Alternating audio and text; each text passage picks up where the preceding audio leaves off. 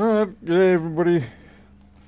Welcome to the not 100th live stream.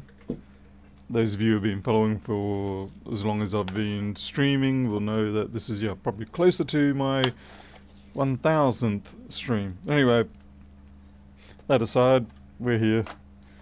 Let's get some work done. I'm just going to put this thing back together because I need to send it off and I forgot to do that today, so I'm in trouble. I'm always in trouble. It's just a case of how much trouble I'm in. Kodas, B-Blood, Bodger. Hey, Bodger, right, yes. Don't normally see you around lately. Jim. And everybody else who's scrolled off screen.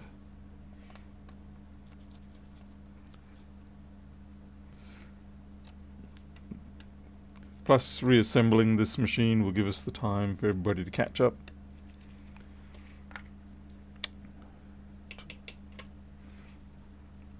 Hey, Thomas, Cypher, McRams, hey, laptop. So this machine is actually working, thankfully. And we've got a couple more like it to deal with tonight. Didn't really get a lot done over the Easter weekend. Was hoping to do so, but just didn't seem to work out. The workshop actually stayed dark for a couple of days, which was very unlike me. Hey, Bonti. And Mycosis.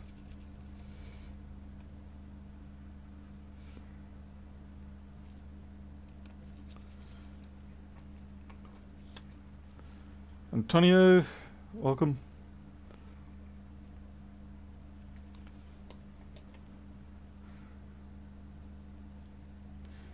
Today was a busy day with iPhone repairs, I must say. It's like it's been a while since I've had 3 or 4 iPhones in a given day. And then I've got a few more this week, including an iPhone 15 Pro Max. So that's going to be interesting. Hopefully the 15 Pro Max is not too dissimilar to the 13s and the 14s, where they're actually simpler these days to do screen replacements on than a lot of other phones. Hopefully there's no horrible trickery, because they are expensive screens.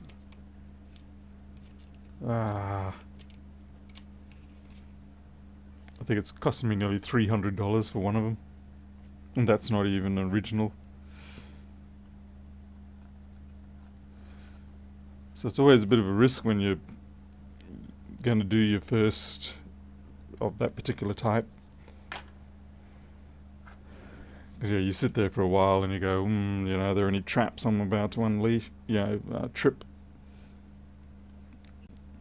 And even if you do watch the various disassembly guides and things like that, there are always subtleties that you don't see in those videos. What type of screen? I'm using a 120Hz OLED replacement. I have sort of not taken on using refurbs ever since Apple has allowed people to mark their allow screens basically to be marked as from a stolen phone or lost phone and things like that. Hey sweetie, thank you very much. Mo should be out by the geisha girls on Jeff's fence. Alright, now we can get into it as support has arrived.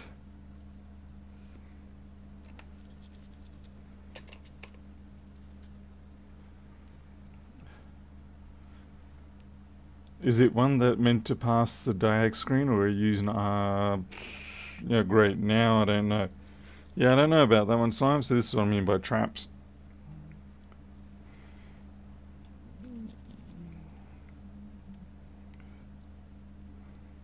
I've already forewarned the customer that it will probably come up and say, this is not a Apple screen or replacement, etc., things like that.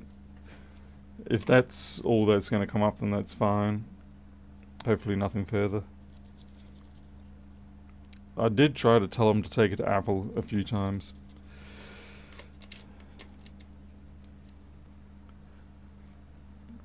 Oh, really? So hopefully I won't regret spending that money. Given the fact that they have the in-cell LCD versions, I'm going to guess that most of the issues have been resolved. I don't personally ever fit the in-cell LCD ones myself as a replacement. The only time I have those is if maybe I'm doing a data recovery on an unknown phone. There has been one case for me recently where I had an iPhone 11 Pro and it absolutely refused to have the higher quality screens. It would like misbehave within a couple of days of having one. And I tried different different suppliers of the high quality screen, different batches, same thing. It was very strange. Needless to say, we ended up switching it over to the highest grade LCD I could find, and it worked fine. So I don't know what the hell went wrong there. Hey Serge, listen, I just got to blow my nose. I got hay fever today.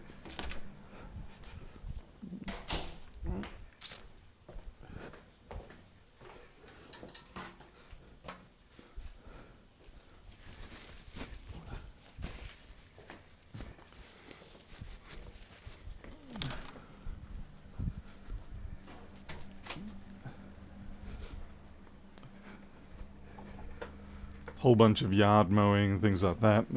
It gets up into my face. Unless they have Apple Care, it's not worth taking to Apple. The screen alone is $580. I mean, I guess it's subjective. Some people are very particular about their screen replacements. Needless to say, I did tell them they should at least get a quote, pricing on it before approaching me any further. And looks like they've decided to still go with me. I am trying to find my larger zippy bags. What you do with them, Paul? What you do with them? Forever losing your stuff.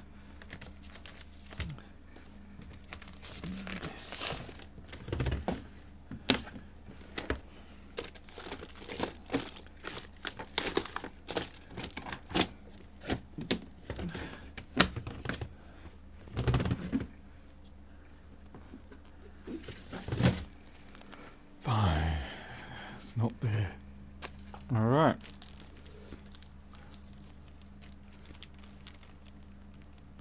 Hey Gabrielle, welcome.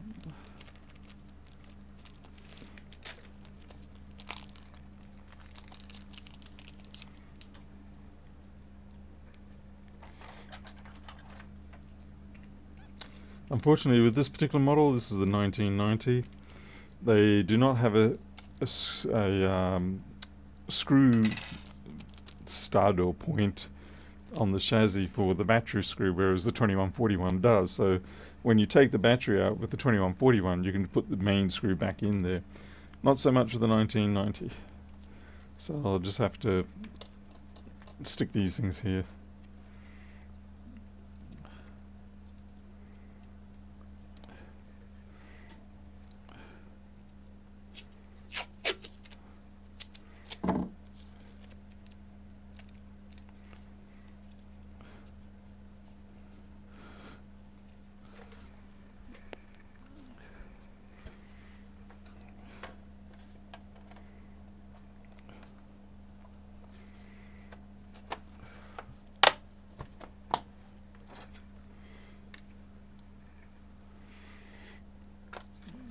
This gold price has gone through the roof. Just started selling X-scrap hoard. Yeah, probably believe that. Hey, Defcom. We haven't even really got started yet. We're just packing up a machine, ready to send off. I hate it when you get these screws and they 90% go into the hole, and then there's just something wrong about it. Yeah, that one's okay.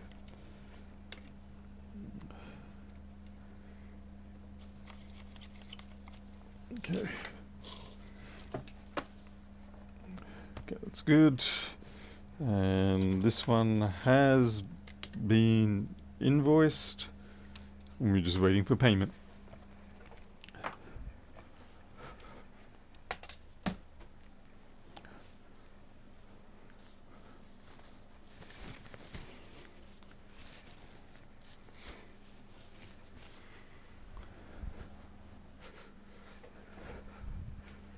A creature, a Draco. Yeah, sorry, creature. No, no live geckos. That was just a quick bit of AI generation. It's funny, I had to check a couple of them when I was generating them because a few of them it gave like 5 legs or split legs, or it was just surprising how there were subtleties that I didn't pick up. I was like, I can't use that.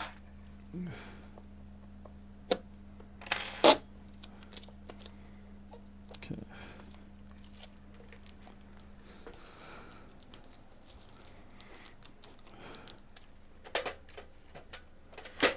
Okay, that's one down. Let's get on to the actual first machine. What have we got? Well, lo and behold, 2141.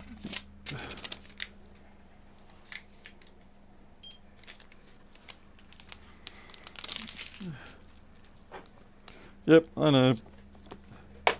Boring, boring, but hey, it's not boring for me if it is a fix.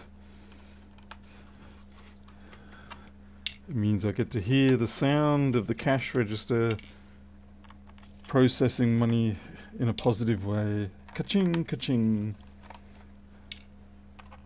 So let us hope that it is a win for me.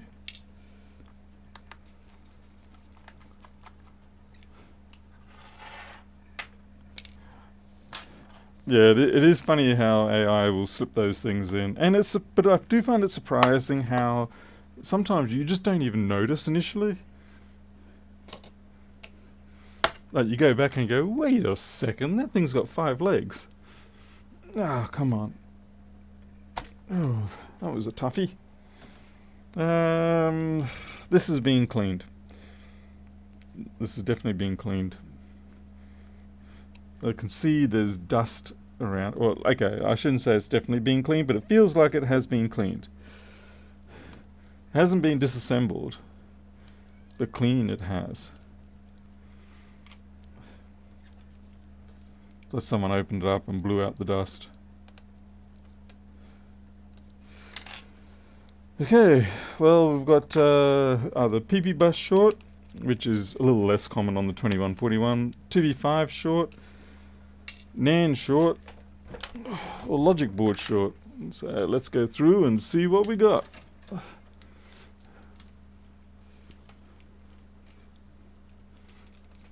Do I ever use the JTAG port on any of these devices? Nope, can't say I do.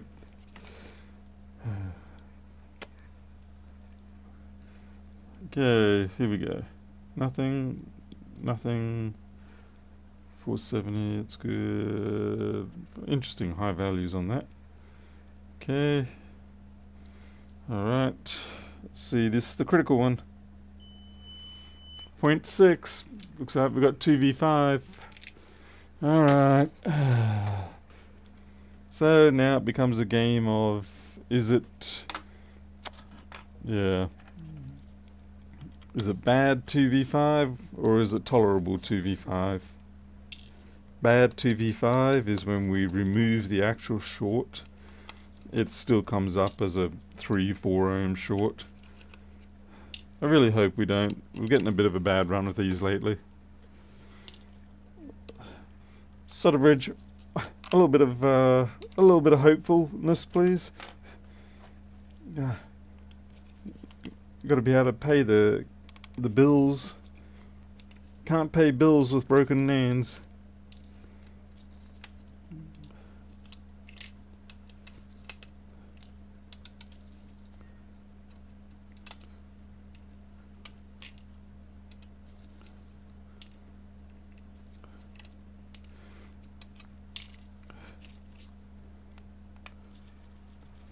Hey, Catherine, how's it?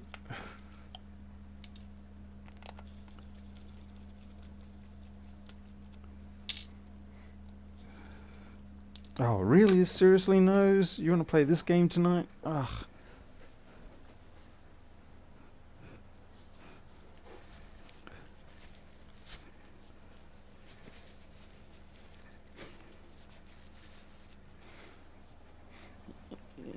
This rate, I'm going to have to put a plug up my nose. Like, I've taken an antihistamine and they work fine for me, at least the ones that I have. But every now and then you do get something that just really manages to drill up your nose.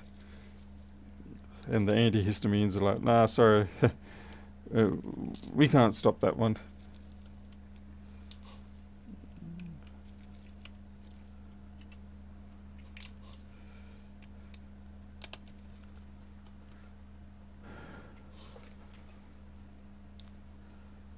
Hey there, Mental. Welcome along.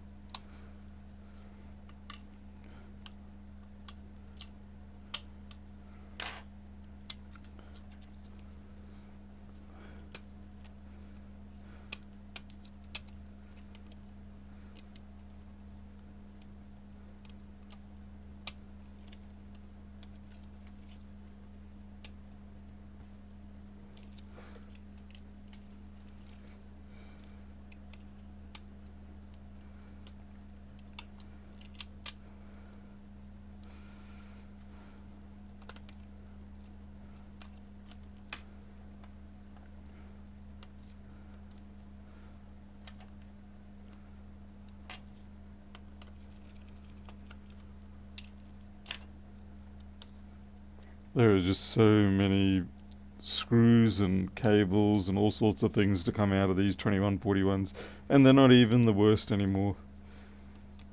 They're sort of like medium annoying.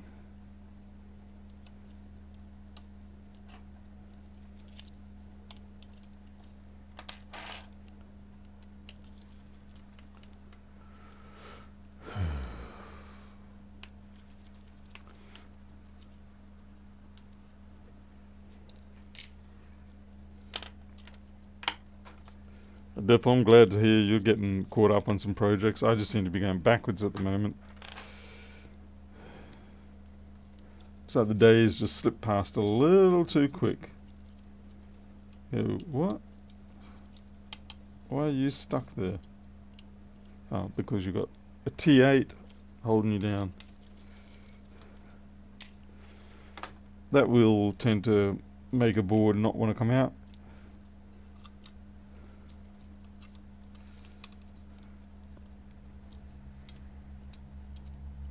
There's still some damage over here as well. It's probably not related, but we've got to be careful. It could be secondary issues as well. It's not.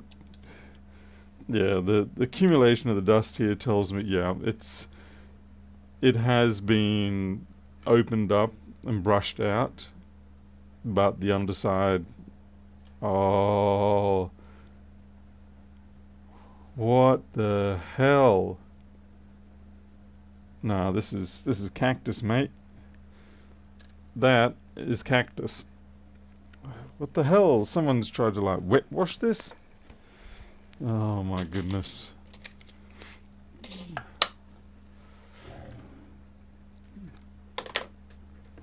What is this? Yeah, somebody's tried to wet wash this. See that piece of paper towel there? What a disaster. That's definitely been soaked. Oh, why do people do this? Oh.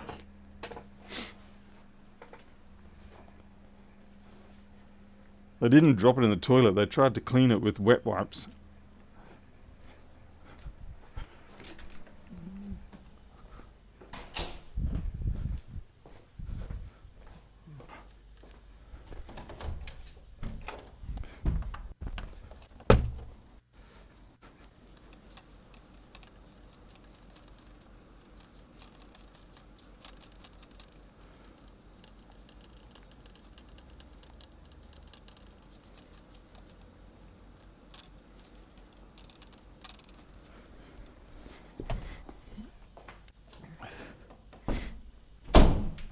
Oops.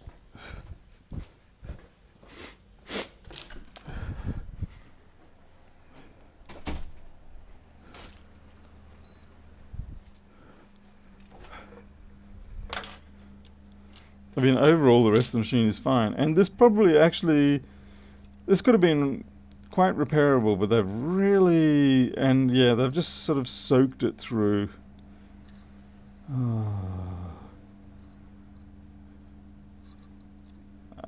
This, I'm going to be honest and tell you, this really is a sort of job where you requote and you say, yeah, this is actually going to be twice the price.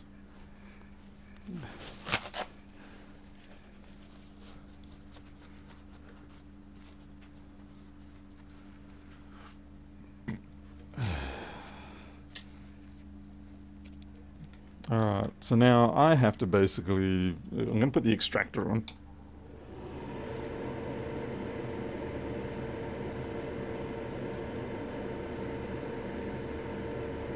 It's all rather solid.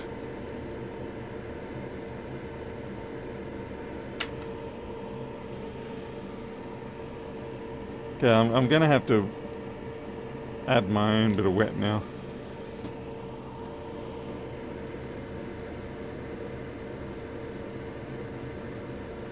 Just to see if I can get to the bottom of it.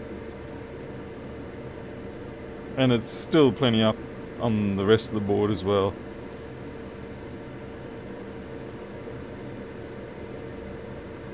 I'm quite surprised that PP bus wasn't shorted.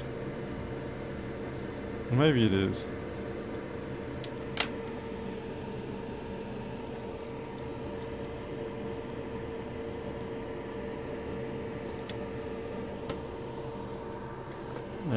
Give me some electric power here.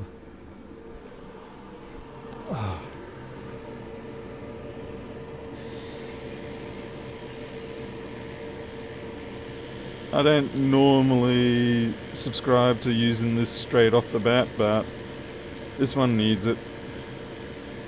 Because I'm going to need to be able to find the various parts that have got undercut pads now.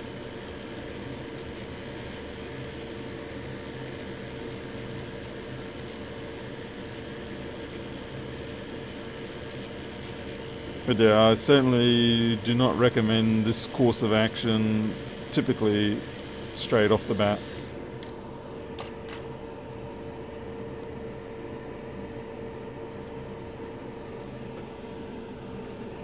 Mostly because it steals away a lot of hints.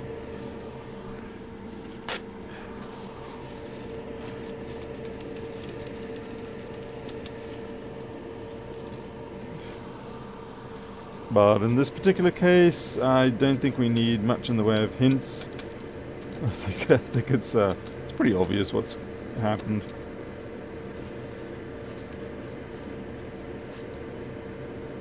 Yeah, I'll be very, very, extremely surprised if the nails are intact on this. Especially too that I can see a little bit of flaring temperature change on this section. So yeah, it's a pretty bad sign. Alright, well, we're going to take the controller off and yeah, we're just going to pull away all the things that are probably faulty straight up. I can't ultrasonic it.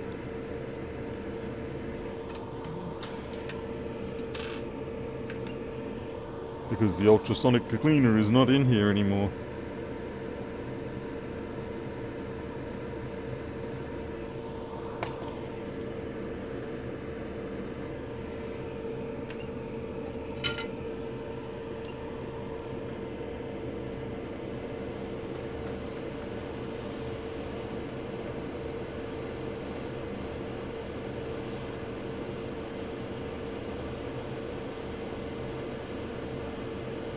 It's going to take the controller off first and see what our resistance sits at. Ah yeah, nice junk up there. That's really not what we want to see.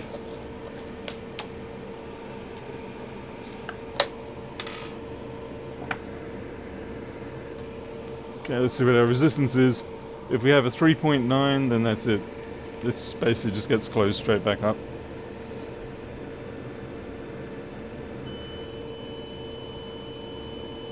We've still got a 1 ohm, so we actually might have a chance. Or rather, there is something else shorted. But it can still be masking the failure of the NANDs themselves, so we're not home free yet by any measure.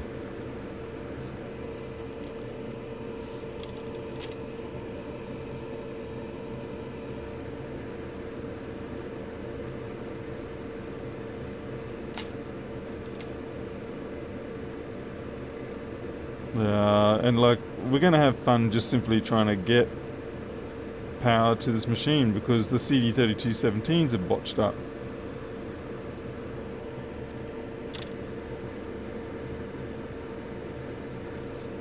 All the current sensors are botched up. Right.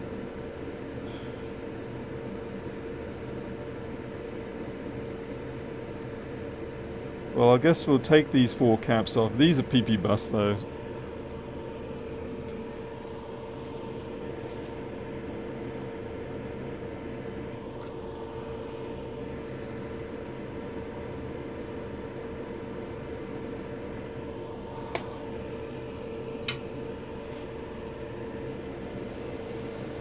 Obviously, this is for data recovery only. Before it even came here, it's for data recovery.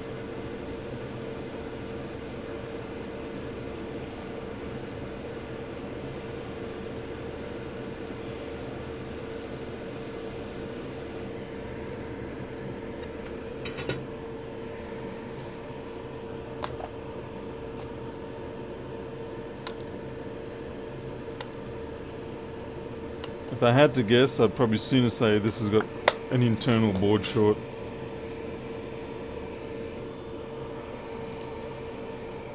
Yeah, DEFCON, I think it's going to be one of those jobs, hence the anticipation that this really should be a double charge.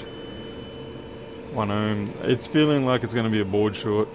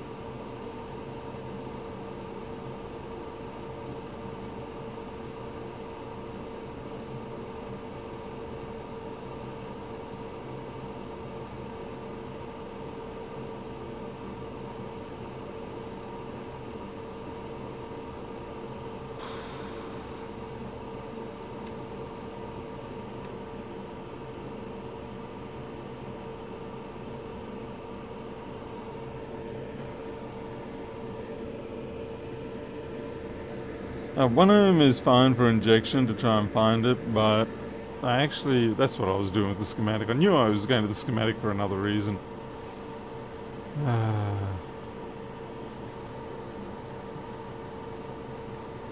So we're just looking at what other caps could be around. Okay, so we've got this one here.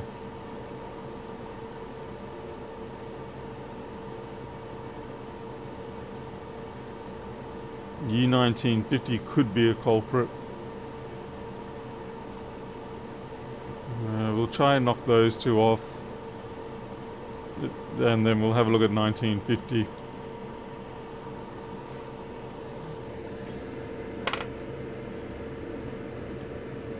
Because even though there's a lot of corrosion damage here, it doesn't explain our 1 ohm short.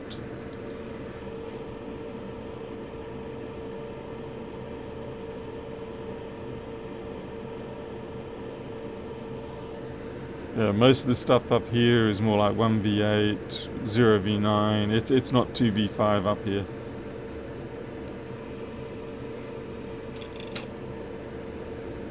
So we'll get rid of these, but like I said, I really don't think they're at fault. So I'm strongly suspecting a logic board fault, and as in a short within the board. And should it be that, then I'm just simply going to walk away. Now we do have some liquid under here, but that could have been me doing the washing. This is definitely a disaster here. Like this whole 3217, that's going to be a problem area. We'll take these off, see what happens. I don't think anything's going to change.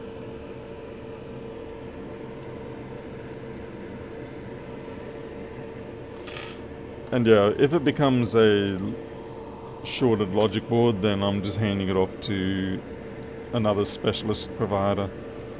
It's not something I do.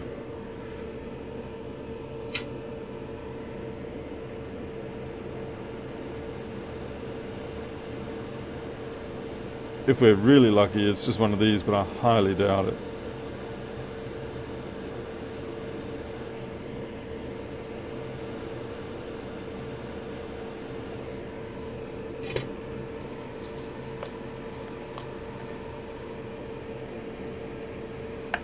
Forgot to put the location note, clean, wet wipe near the... Oh, well, I suppose I could do that.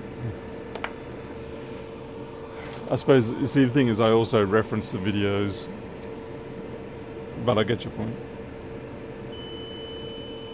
Yeah, 1 ohm, and we're not... I'm very much thinking this is going to be an inner board short.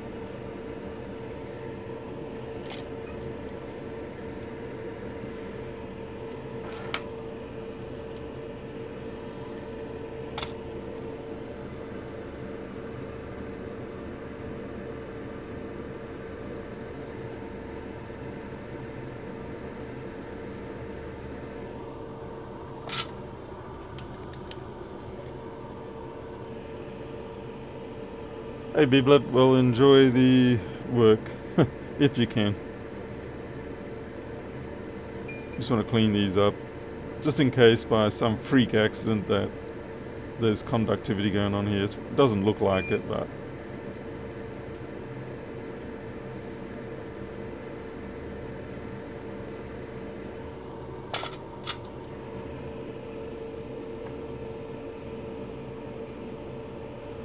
Hey Greg, welcome. Greg, did you just change your avatar?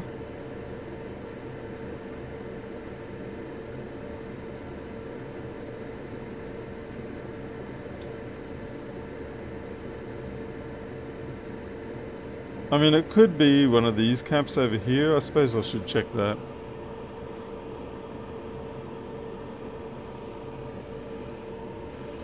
Oh, you did a while ago? Huh, okay. Alright, let us hope that maybe it's this cap here. If it is, that would be... I'm sort of going to be happy, and I'm sort of going to be sad about that. The reason why I'd be a little bit sad about that is because it means I've actually got to do the work then. Why can't I let my inner NRF thrive, huh? I want my inner NRF to thrive and get my $2 million house. And I think that's perfectly acceptable.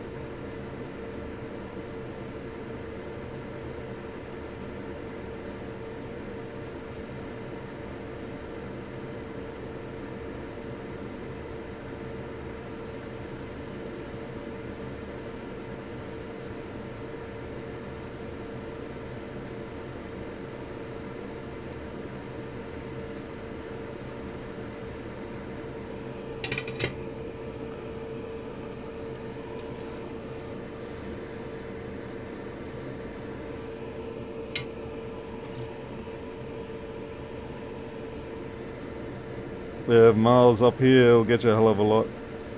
Although certainly not as much as what I would have originally thought.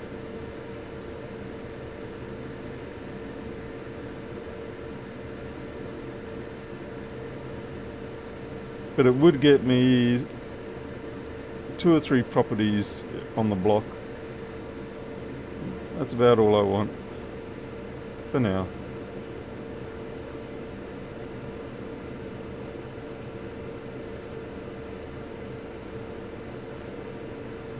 Be careful here, we're kind of carving into that.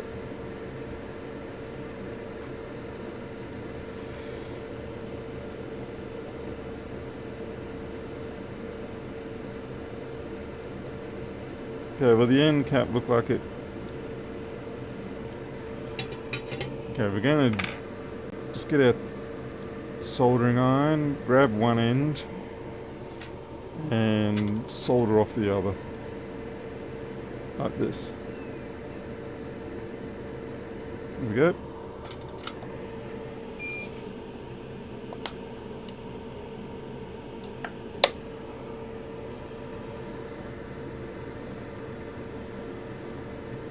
Those 2 small caps right next to it. Yeah, they do look pretty bad. They are pretty bad, but they're not on the circuit that's shorted currently. So we're just trying to hunt down the 2v5 short right now. So here we go. Please no beep. Yeah, still 1, so it wasn't that.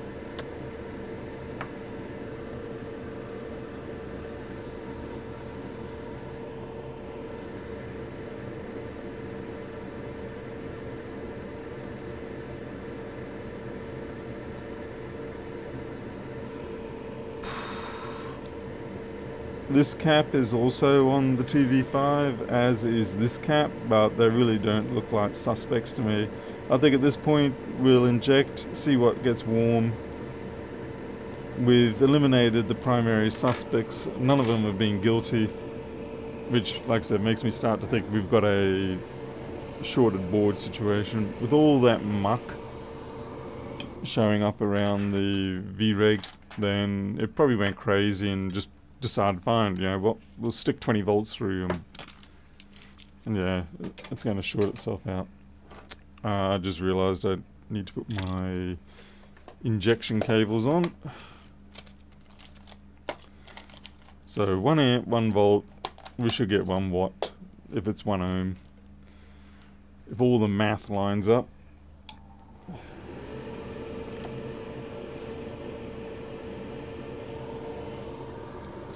And at least if we can say, well, you know what, this is a board level short, then yeah, it's out of my hands. The scary thing is, though, the NANDs are probably dead.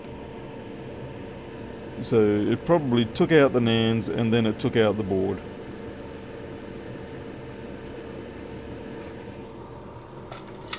But the sad thing is, they're not going to know that until you take those NANDs off.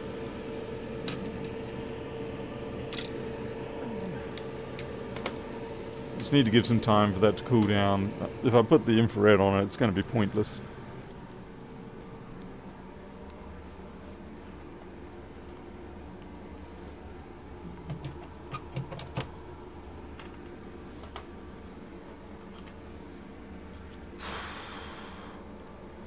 Oh, come on now.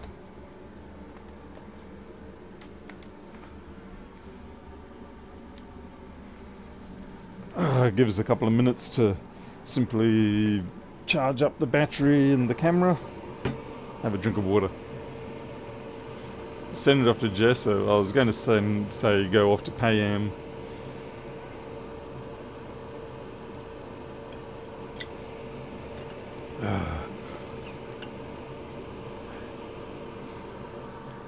Unfortunately, I don't think Jessa handles this sort of stuff. Certainly with the iPhone she does.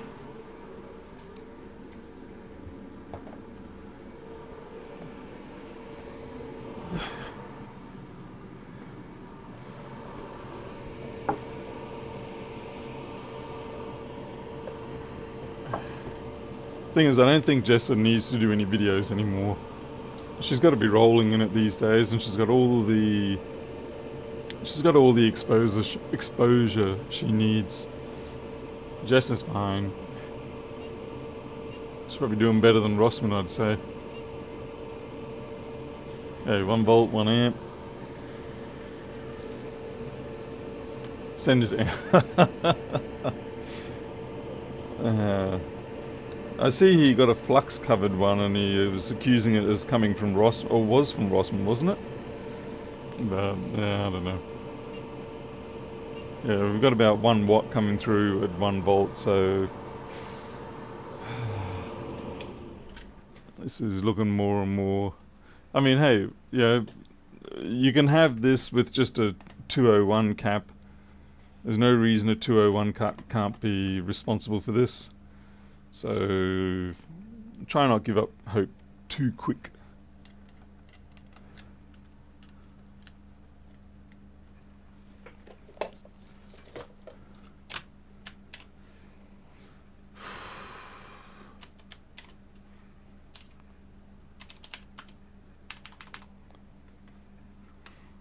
Hey user, Christian.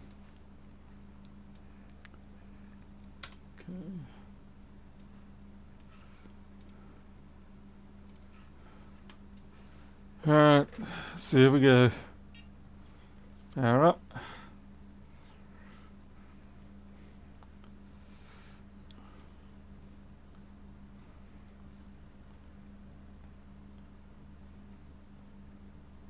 And already we can see that that area is warming up.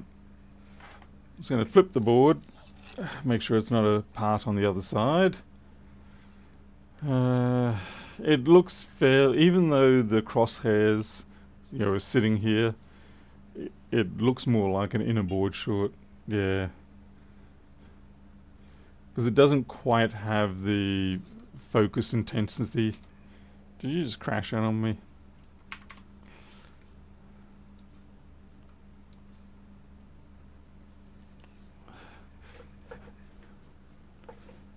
Just turn off the lights. There we go.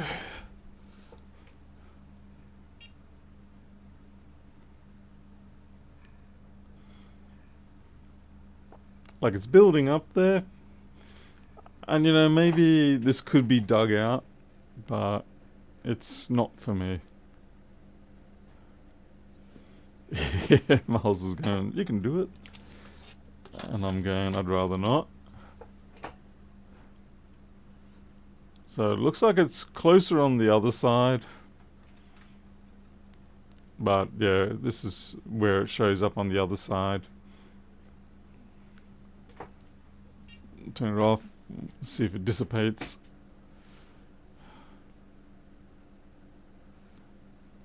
Yeah, it dissipates off. Yeah.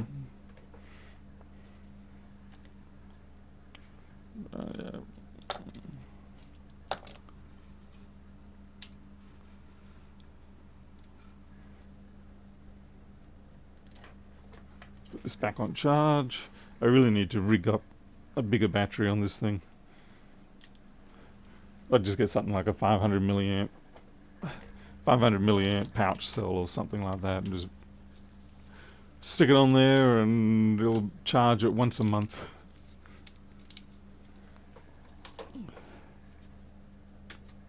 Okay.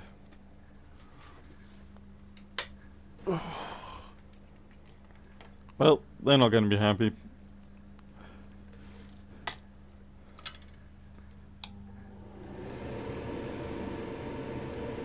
Then again, I'm not happy either. I didn't get my prize money.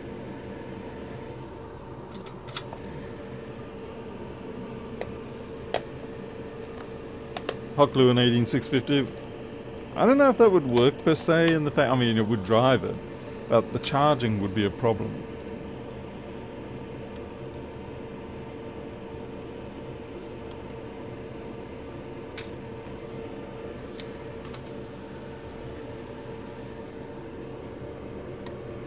There, see, if you look here, there's nothing to show there for it.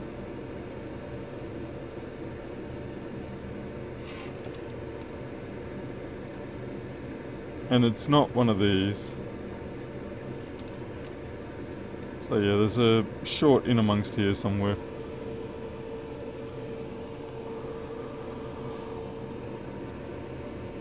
But like I said, I am strongly suspecting that the nans are cooked either way.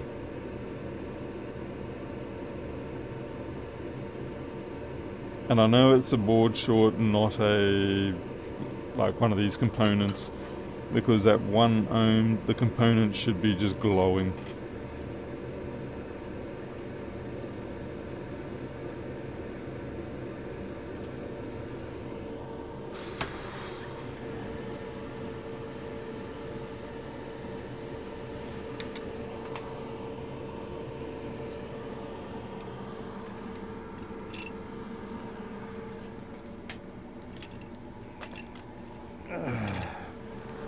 So it's going to be a bit of a sad story because, like I said, I'm very sure that someone has attempted to clean that and they actually made it worse to the point where now it really is stuffed. It probably wasn't that faulty originally. It probably was repairable. Sure as hell isn't now. So 2510.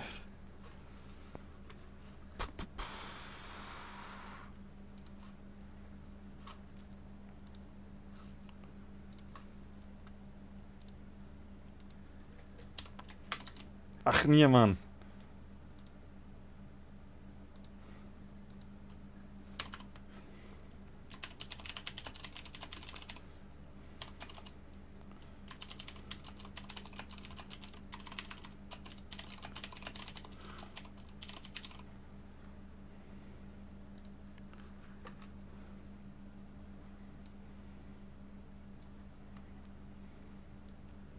A creature that is actually a handy use for thermal cameras. Alright, that job's done. Move to the next. I feel like Zoidberg at the moment when he's a surgeon. Bucket. Patient. Next.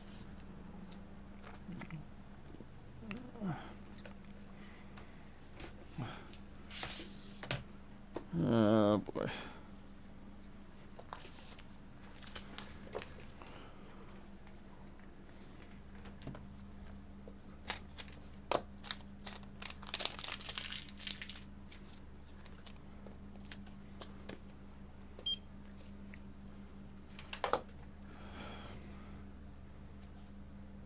Let's see what the behavior is.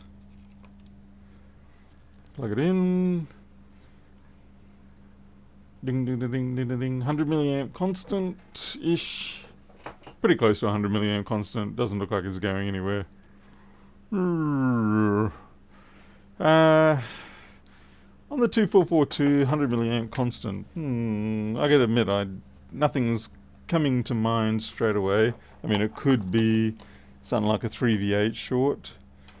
It could be a dead RTC 3, but not likely.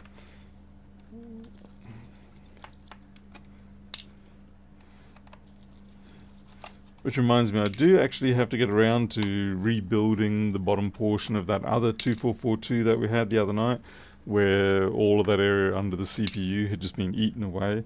So I've been given the go-ahead at the extra cost to rebuild that. But I probably will not do that on live stream because it's going to be a bit tricky. I'd rather do it in the privacy of my own mind. Hey Teresa. Wasn't swearing much. It was more exclamation of disappointment.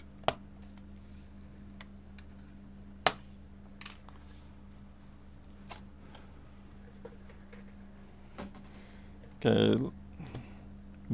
Someone's had their fingerprint in there and they've already pulled this battery assembly off, which is fine. I just make note of these things as I go. You never know.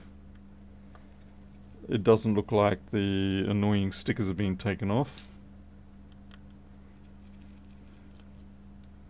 It looks comparatively clean. I can't really sense any liquid damage anywhere. So it does lead us towards it being a spontaneous short if we're lucky.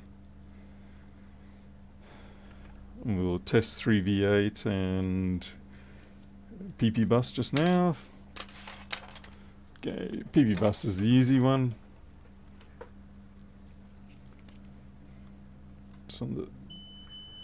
Nice. Hard short on PB bus. Alright, game's afoot. We actually might have a chance on this one. I really hope so. Like, if I keep failing to repair these machines, sooner or later the person who sends these to me is going to go, you know what? I don't want to send them to you anymore because you're always not able to fix them. It doesn't matter whether it's my fault or not. The point is, you just sort of, sometimes you just feel like you got to change the scenery. Oh, yeah, this has definitely not been undone. They have been torqued to spec.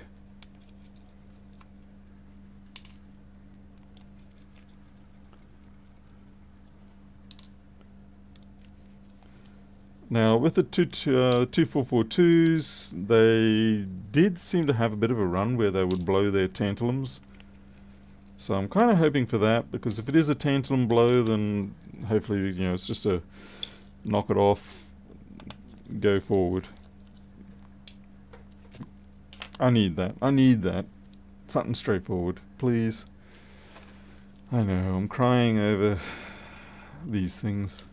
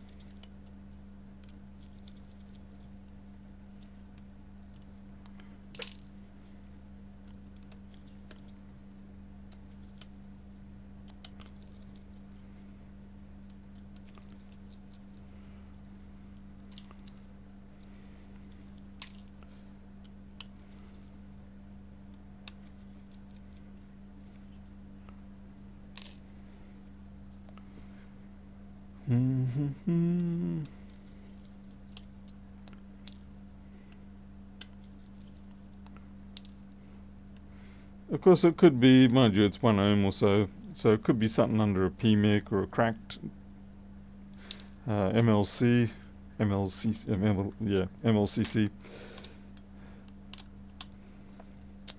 Actually, have not had a job where I could find it visually recently, so he's hoping this is going to be one of those. You know how life goes, these things sort of come in clusters and then they go away for a while and they come back. So I'll be very happy to return to the clustering of visual finds.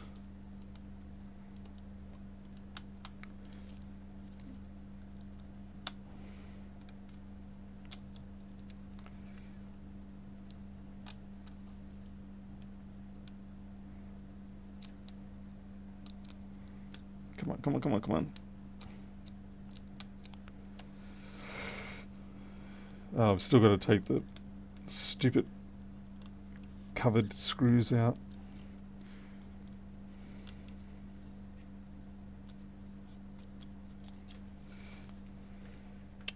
There's really no point trying to save them. The best you can hope for is actually just a comparatively clean extraction.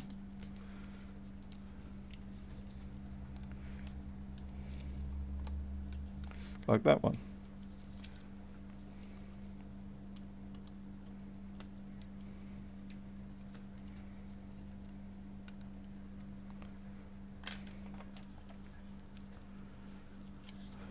Yep, millions of screws later.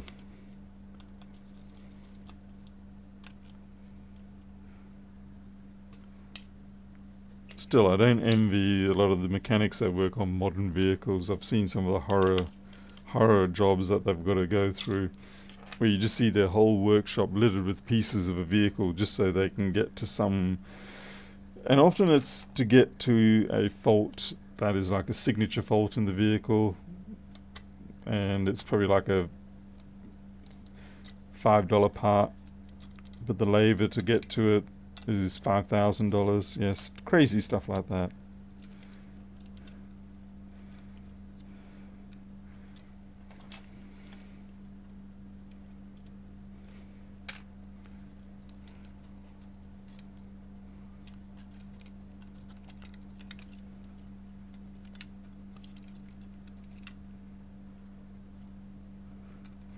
Well, oh yes, check it out.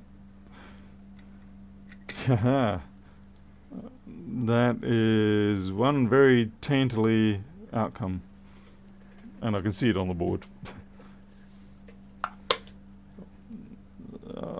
It's actually quite bad, quite bad. We should have smelt this.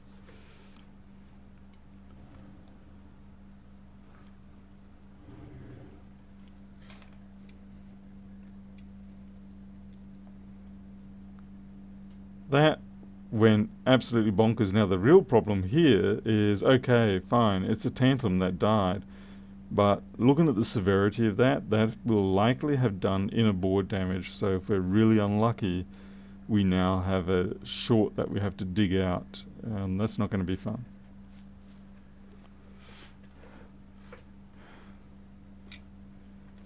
But yeah, that's genuinely catastrophic, that one. Okay, so we're actually going to probably be best to try and, yeah, just cut it away like this rather than attack it with the soldering iron. Now I'm going to put the extractor on because I don't want to be breathing in tantalum particles.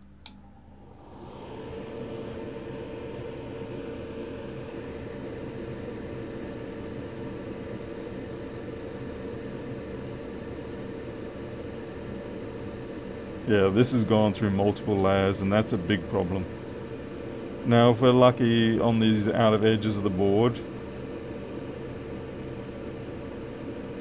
it may not have much underneath in terms of important traces. Definitely data recovery only.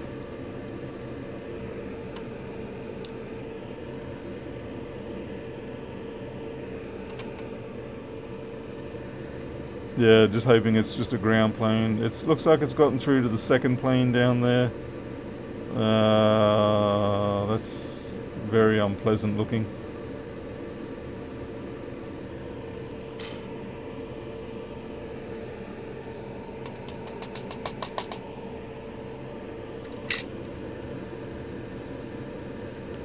I would say, even though we've removed that, when we measure PP bus, it's going to still be very well and truly shorted.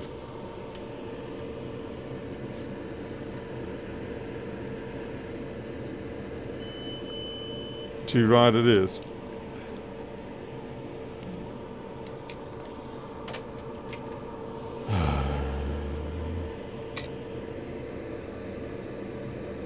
Alright, so basically we have to do exploratory surgery now and try to get down into it.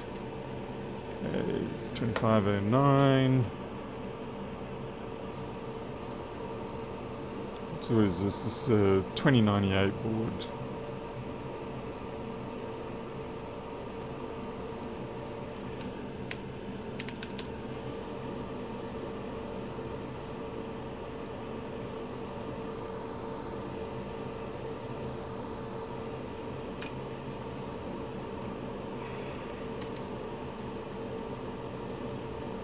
Okay, so this is the one here.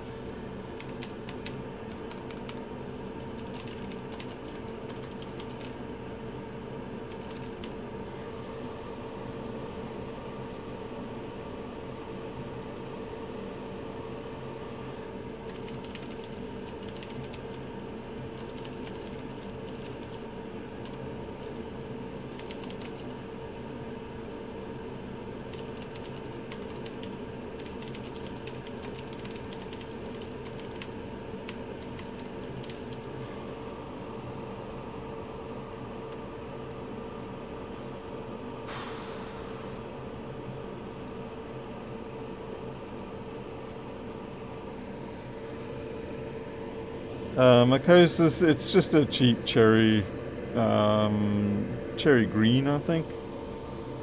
Yeah, nothing fancy. It's not a proper mechanical, not a true buckling spring. My gosh, I wish it was a true buckling spring. Believe me, I much prefer that.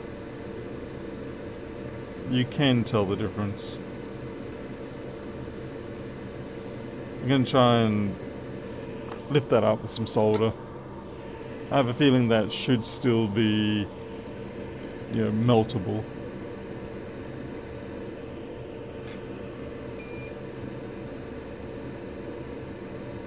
I think.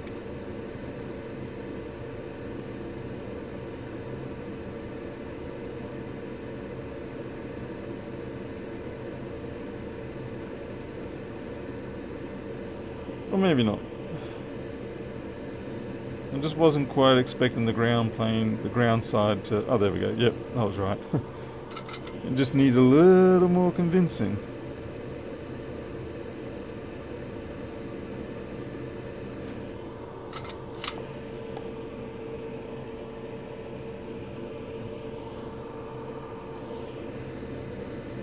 Because I think because I grew up with genuine IBM buckling spring keyboards and buckling spring terminals and things like that, I guess I just sort of feel comfortable with them. I like them. It's more the sensation as it breaks through the spring point rather than the auditory. Yeah, this is going to be nasty.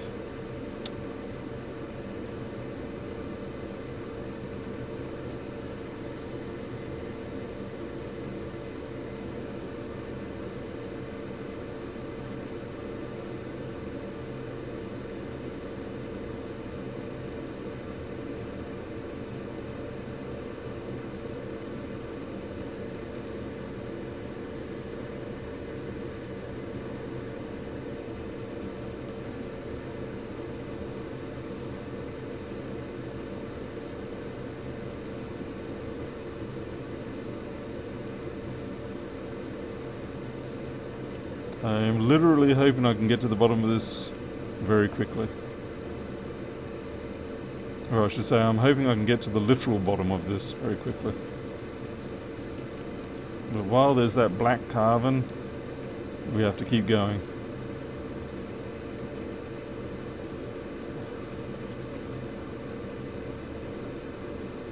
That has gone down a long way.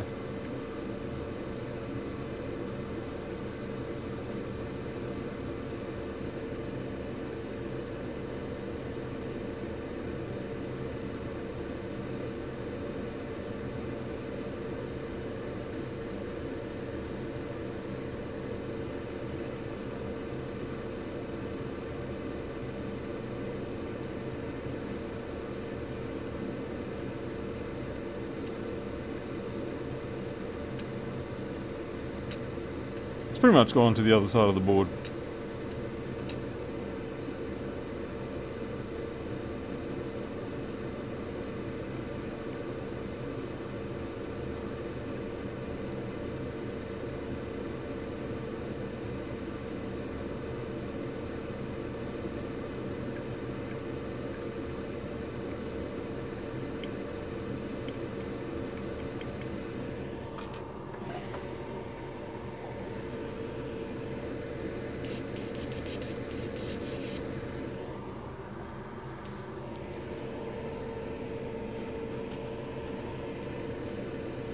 It is possible there's damage on this cap too. I guess we'll explore these options as they come up.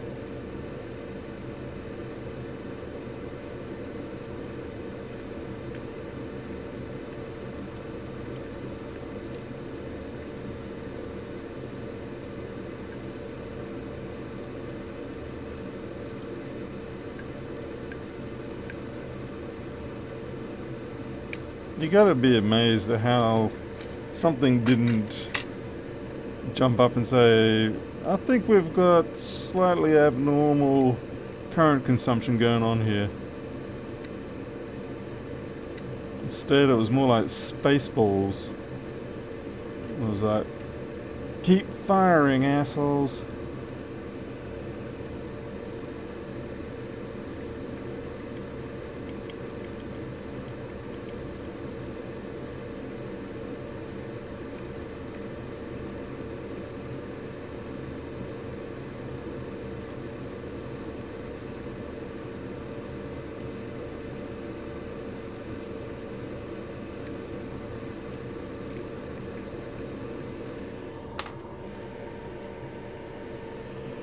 Could have used a drill, but I'm not willing to.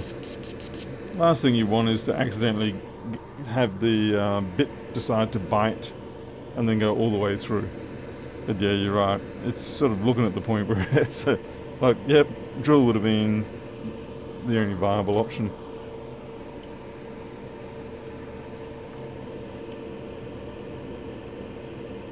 Okay, we no longer have a short, and we're coming up to good current, good ohms there, so we can stop what we're doing now. Okay, so we've obviously relieved the stalk.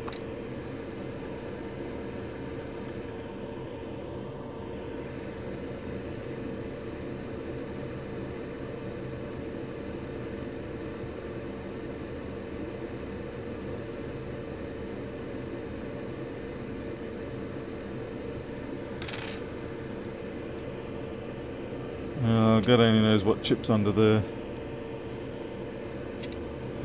Actually, I can tell. What chip is under here? What are you, Thunderbolt?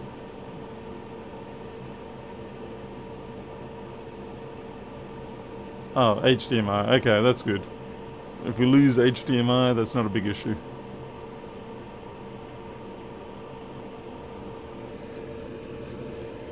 Yeah, it does look like an open cut mine, doesn't it? Alright, so at this point we sort of go, okay, we've cleared the short, and unfortunately we didn't have to go all the way through.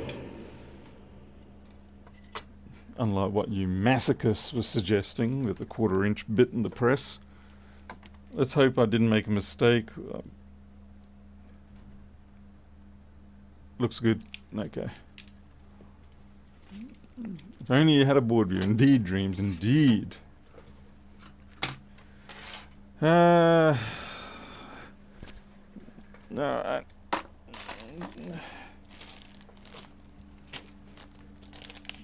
So what we're going to do is... Come on. Have a MagSafe 3. Which thankfully is on the opposite corner. So our damage is over here. MagSafe 3 goes here. So that's nice. Let's see if we can get something bootish.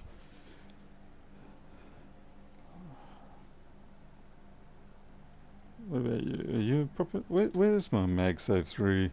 Oh, there you are.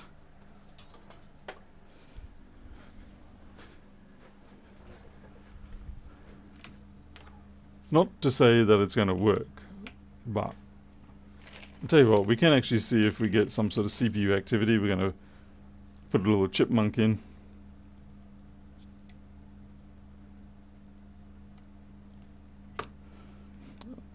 If it's willing to... Come on, man. Play the game. You don't want to use... Come on.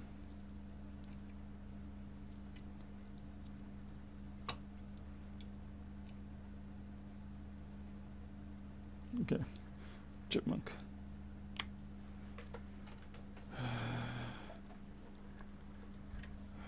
$20 volts. Wait for make sure we got any fire coming up over here.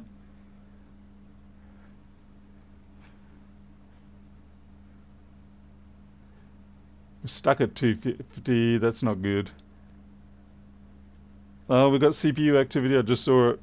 We've got green going on here. All right. That could be all we need to do. So now the question is, should I fill in that little mining crater with some UV cure, or just simply leave it be? It's a bit of a 50-50 situation. Because on the one hand, if you don't fill it in, then just with thermal cycling and things like that, you might get 2 layers touching again. On the other hand, if I fill it in and something happens, then you've got to dig all that out just to get to it again. So I'm personally more thinking I want to fill it in, just simply to, yeah, I figure, okay, if you've got to dig it out, you got to dig it out, but at least I'm trying to prevent further damage happening to it.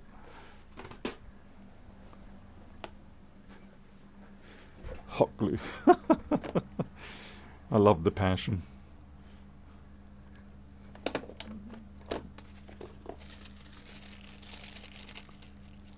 We can put some JB Weld in it. How's that sound?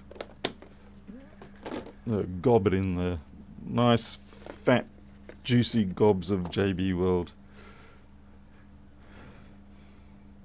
No, we're not going to put Soren juice in there.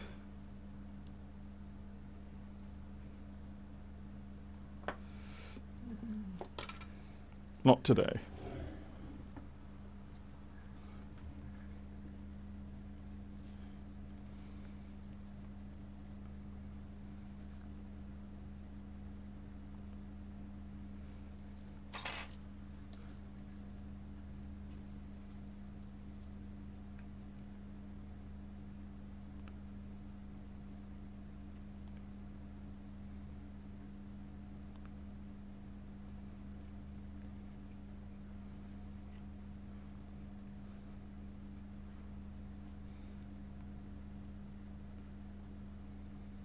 I mean, very careful not to push things around on those layers. That'd be a real unfortunate situation if...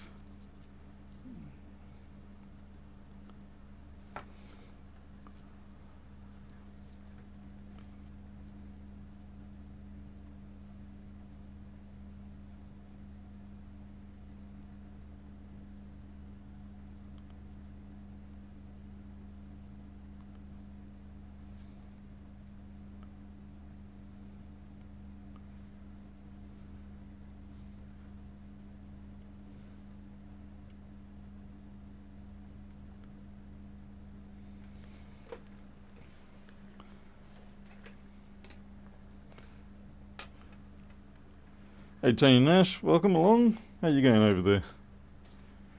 Put the remains of the chip in there.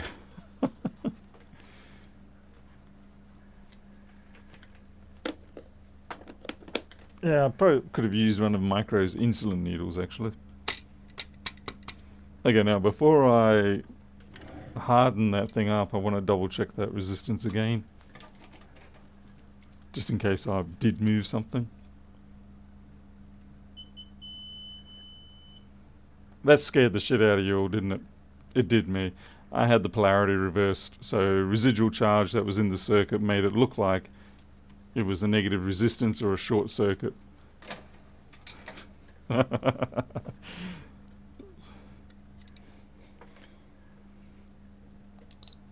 we go.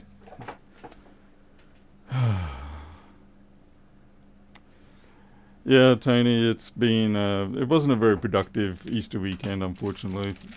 Nothing bad per se, but I kind of had hoped I would achieve more, but I did not. I got some mowing done, and that kind of took it out of me a bit. But then I did more mowing today. Got to try and keep that exercise flowing, so to speak. I think once you're sort of into your 40s and your 50s and beyond, you've got to have your exercise. If you don't have your exercise, you'll probably end up in a freaking nursing home faster than you expect.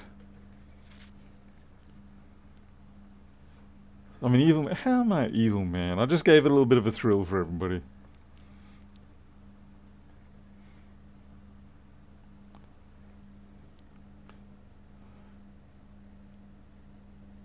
What are we doing for time? 15 minutes before micro. I feel like that needs a second cure. Yeah, that hasn't cured sufficiently down there, so I'm going to hit it again. I mean, it's good enough, but it'll have a gooey center.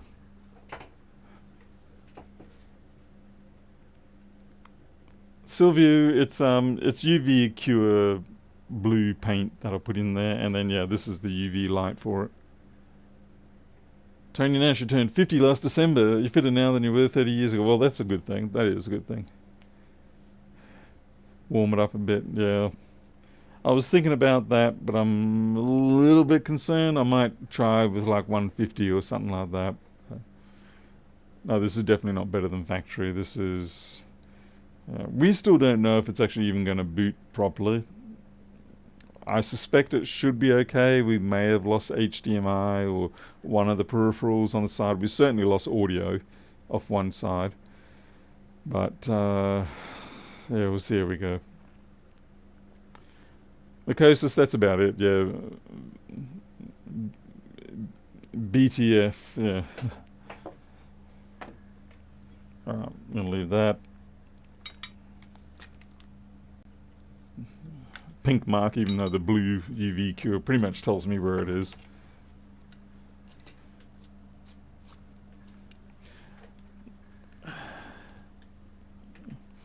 I gotta say, I am actually feeling a little bit disappointed still about the 2141. And I think the person who did that is probably going to be kicking themselves a lot. Because the sad thing is, they probably did that cleaning because they knew the 2141 and the 1990. They knew that they were problematic. So they have done the right thing and cleaned the machine, but they just used the wrong method. So that's going to upset them a lot. It's very frustrating when you feel like you're participating in best practices and you ended up actually making it worse.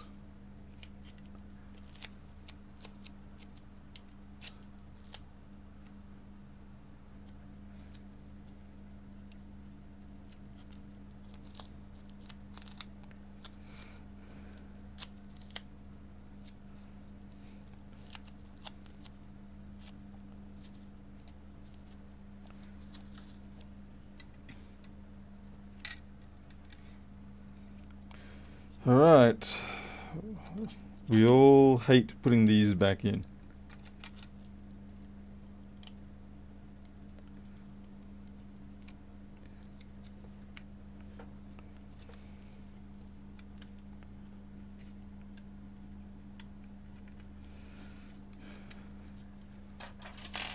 Even with the tape, it's a maddening process.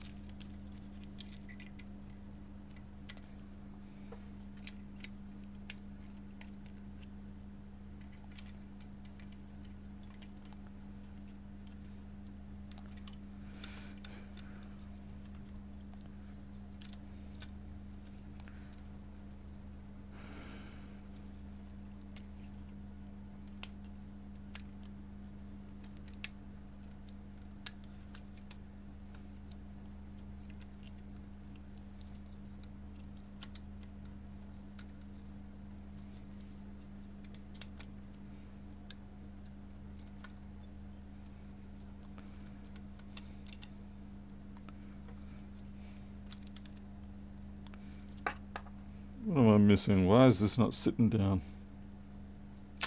There we go.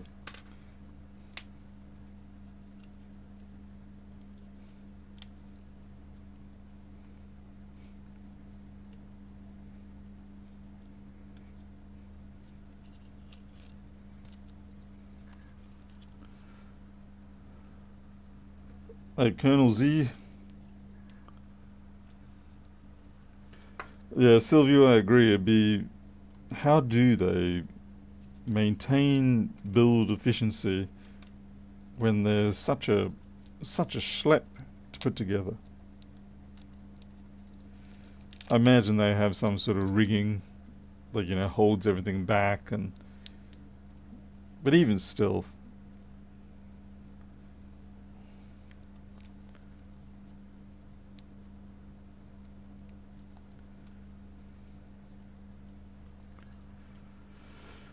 Plug screen. Ha ha ha ha ha. Yeah, funny man. Just because I do it 9 times out of 10 doesn't mean I do it 10 times out of 10.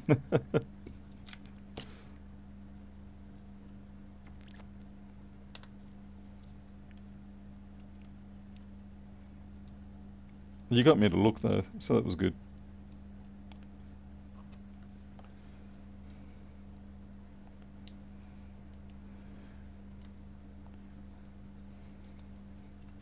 I'm not plugging in the speakers on that side. I'm going to leave them disconnected.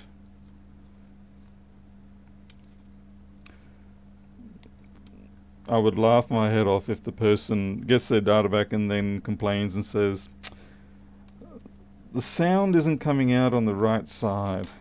And I'll be like, okay. Clearly, you need to understand how lucky you were.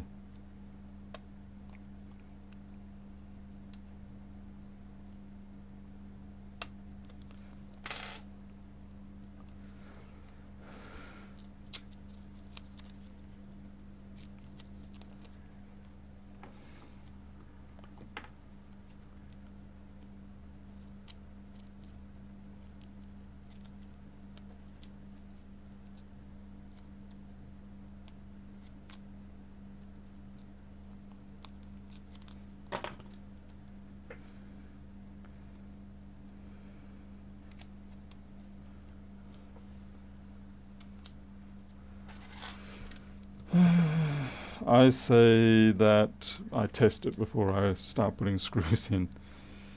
Well, I have to put the main one in. They don't even have to go, like if you want to speed up assembly, they don't even have to go with pogos or anything. They can just simply, plan out their, I don't know. These sort of connectors, fine, you pull them back, that's okay. It's the way that you've got to nest it in sideways, and they could have just made the case a little bigger, or I don't know. What's the point? It is what it is. And then they go do glorious things like make the motherboards into these tin sandwich combo things now. So I hate those things because you can't get to them to test anything without pulling them completely apart. So that's a bit frustrating. Alright, let's see how we go. Unfortunately, I can't show you the screen directly.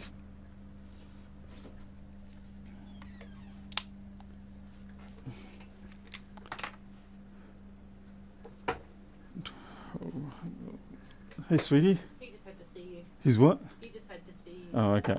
Good. Apple logo. Whoops. Oh, shit. Something's burning.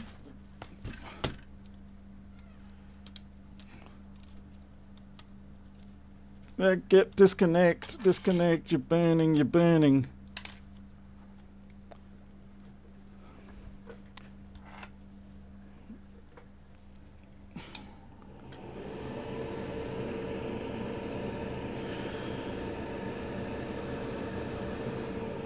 Yep, it burnt up.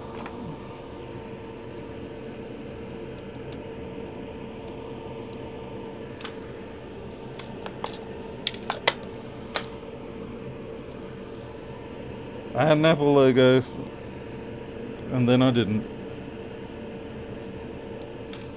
And now it stinks in here. Which means now it's gone deeper. Oh, Mo. Mo, where are you?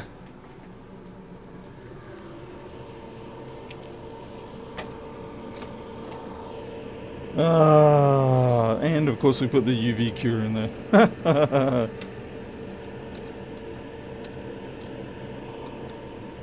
So we're gonna have to go for full extraction.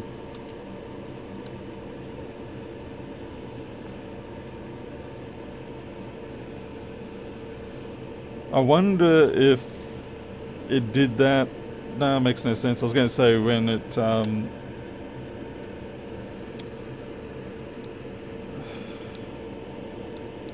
went to power the speaker, but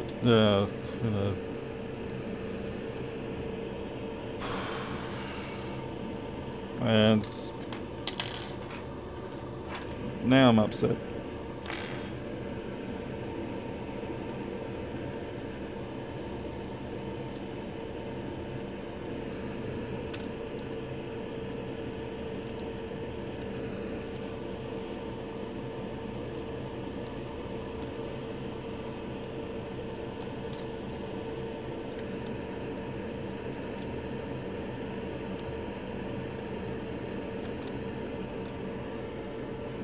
Well, at least I could smell it. Oh, thank you, Sihege, for the consolation prize, $10. And yeah, I can see it's... Now we've got a real mess.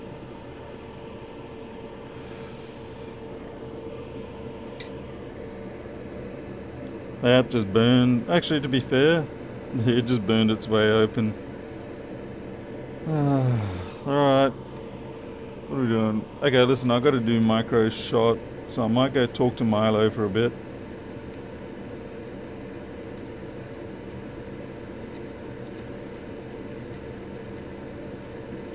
Well, at least we know the UV cure worked. Until it got burned.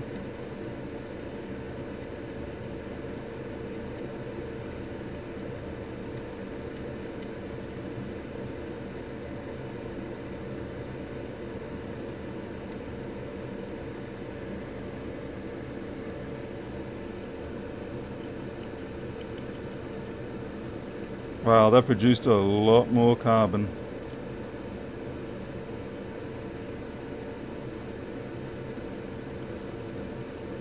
Hopefully a lot of that was the UV cure itself carbonizing.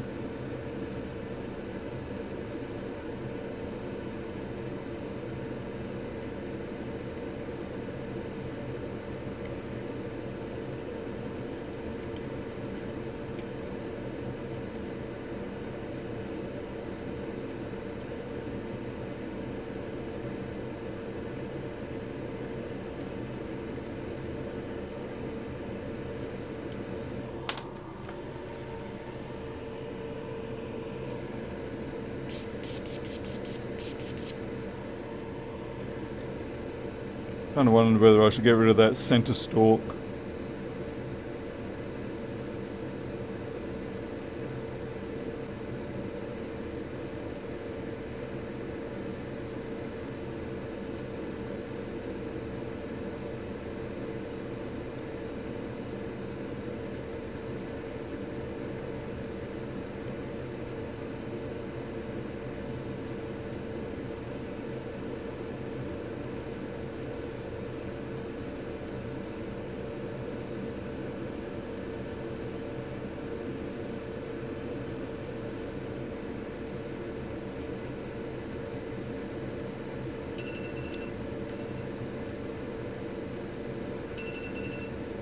Hey Siri. Right, that's the other side of the board, I reckon.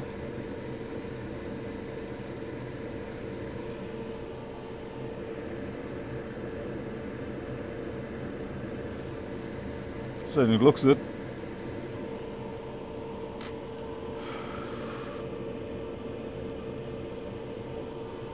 Let's test that continuity again.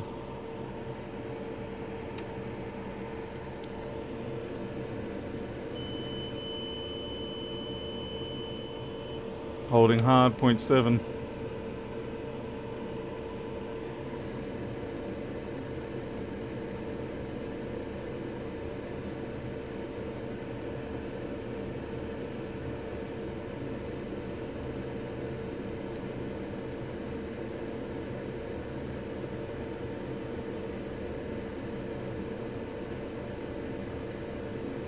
Trouble is, you can see the blackened layers down there.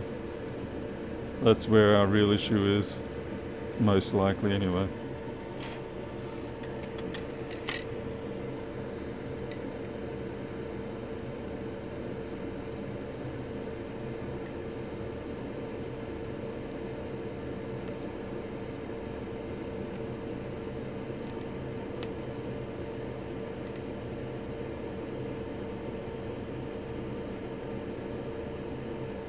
I think I might remove that adjacent capacitor. It's getting in the way. It's stopping me from getting the angle I want.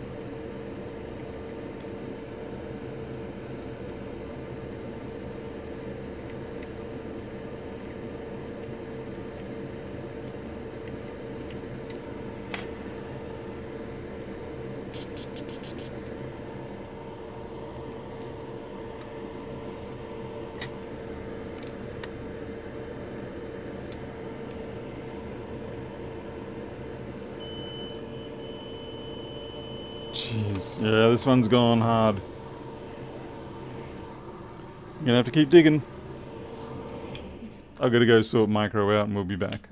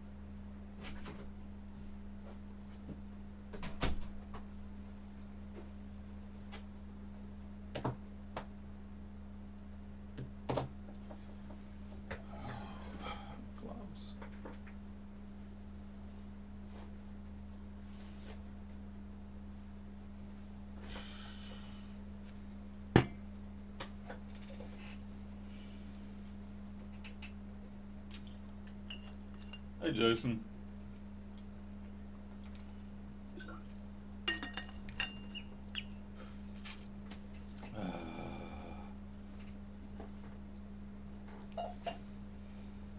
The repair tonight, Jason, is my soul.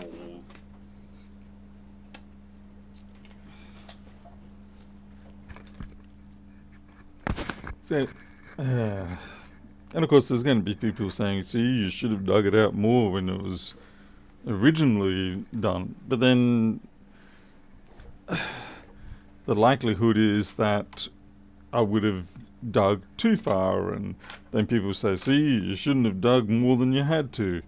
So you cannot win with this game. You cannot win.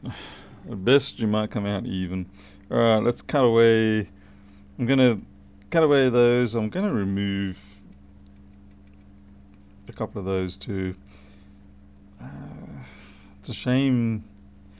There, where the hell is this power coming from?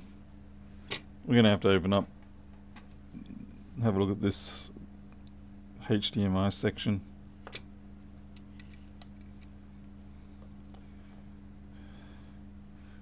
Nothing untoward happening there.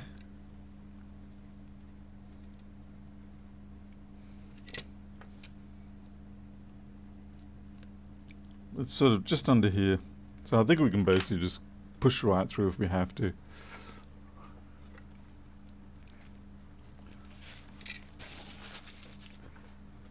Oh, in my case, you know, people in retrospect will tend to say stuff like that. If you were a proper technician, you would know from experience that this is what happened. Yeah, blah, blah, blah, blah, blah. Basically people who pretend that they seem to have some control over the unpredictability of the universe.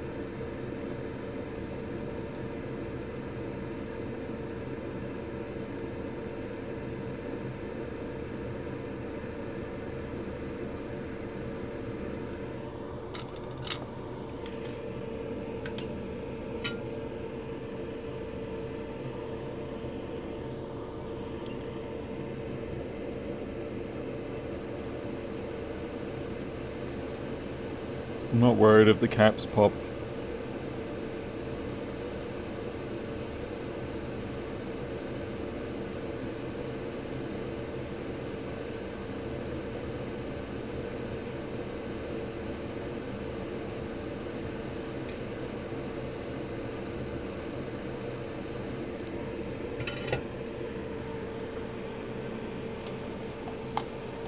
Oh, I think we've gone a little more than 4 layers there.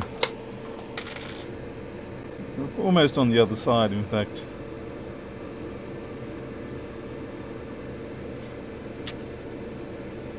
Actually, I might get rid of this one. Ooh, wait, you're important. You're on a buck converter or something. That's annoying. This is in the way for when I'm trying to cut through, but I have a feeling it's needed.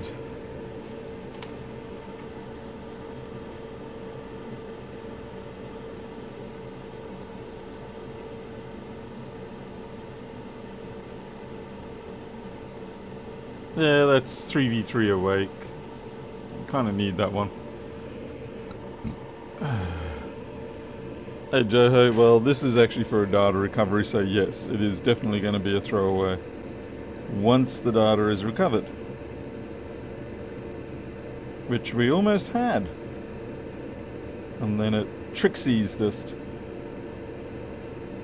It was like, I am cured.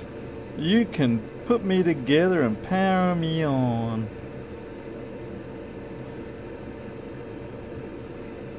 But it was a lie. Big fat shorty lie. Jeez, that really has gone. Ah, damn it. Hey, wait, these aren't even forged blades. They're frickin' just pressed blades. See that metal structure in there? Yeah, that's how you know it's just pressed. That's not forged blades.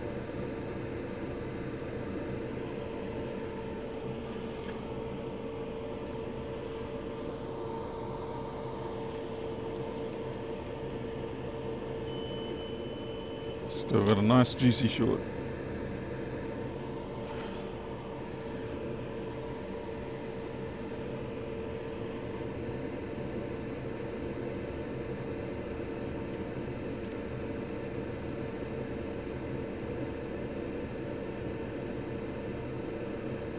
Wow, look at that. Look at it all. It's just really...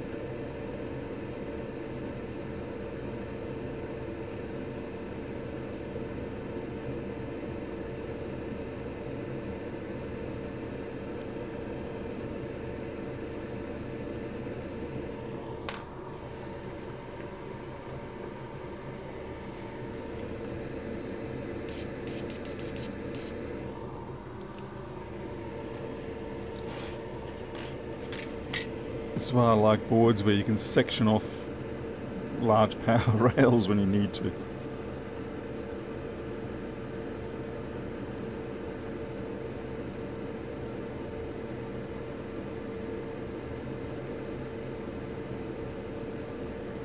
PC laptops are usually pretty good in that respect. Yeah, they have a lot of those little solderable jumper vias. And if you just want to cut off a section of the power rails, it's fine. You just take the solder off.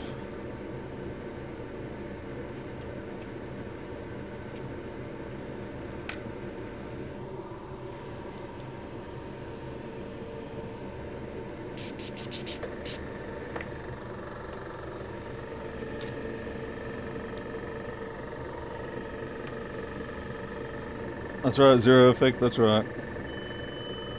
Geez, 1.1.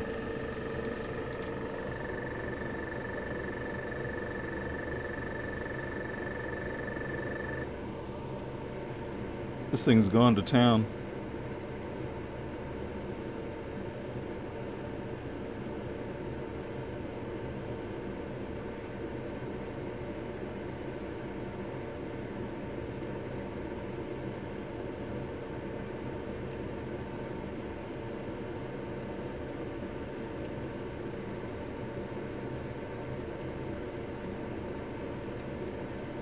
There's some big carbon chunks there.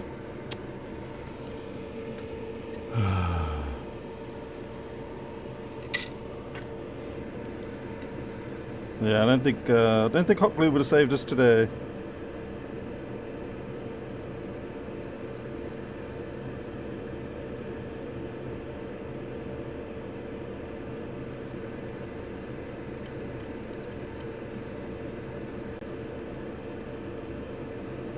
Come on.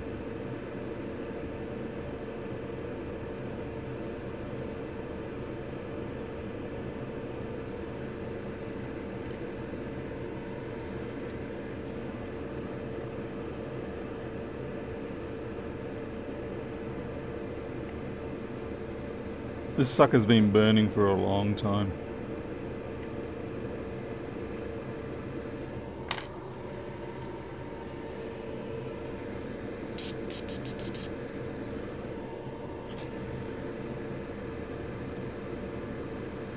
The person probably for a while was going, I can smell something burning in the house. And they would have been right.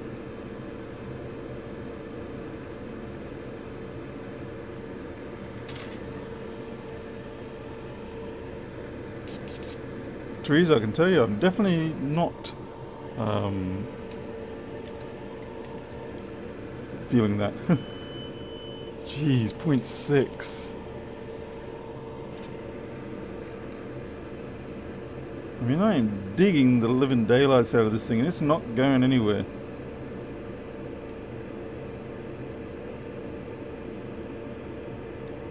It's getting to the point where I'm going to have to, well, consider actively injecting just to get an idea of where I'm trying to dig. Because right now I'm just going out, and I could be heading in completely wrong direction.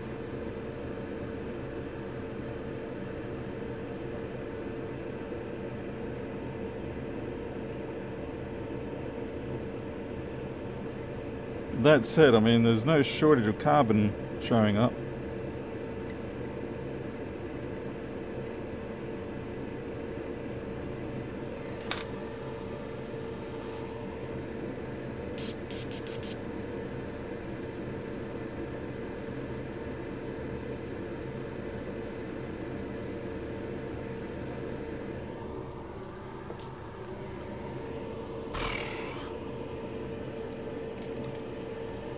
Yeah, this is in. Oh wait, no, this is M1.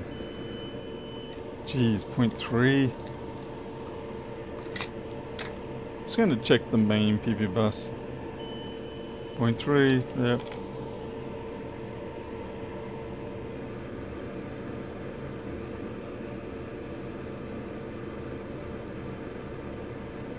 So basically, what you do is you put in a small injection, and then you put some IPA in there, and you see where it's bubbling.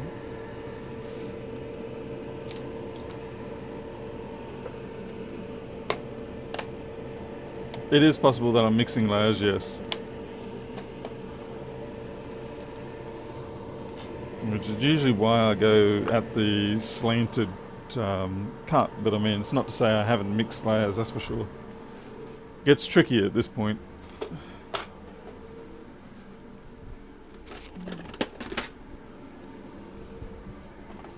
Just gonna put a fresh blade in.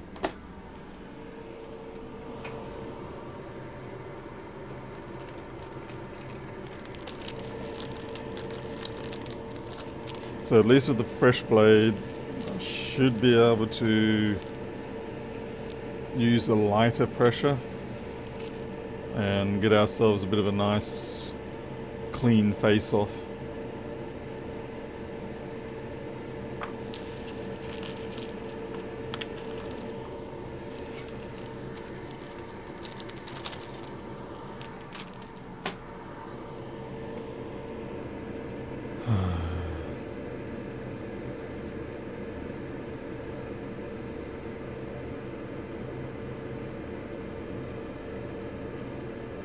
Oh, I already broke the tip. Wow, these are useless. These are supposed to be genuine X-Actos as well.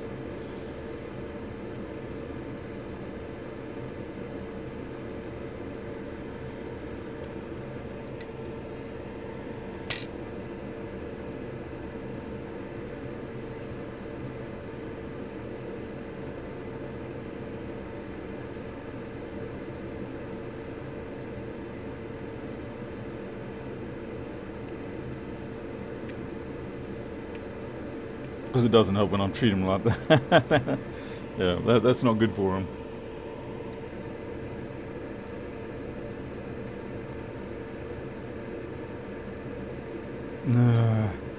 See if we can just peel this back entirely.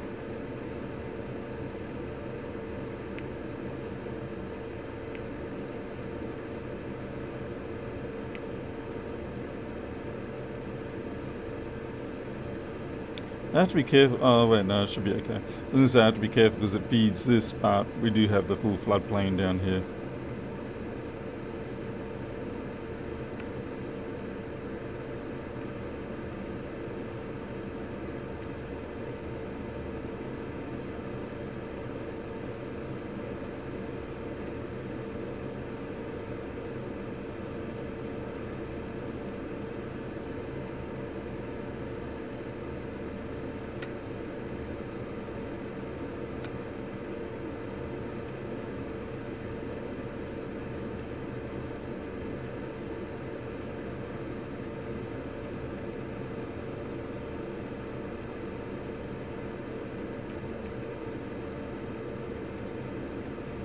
Very pretty offensive, in fact.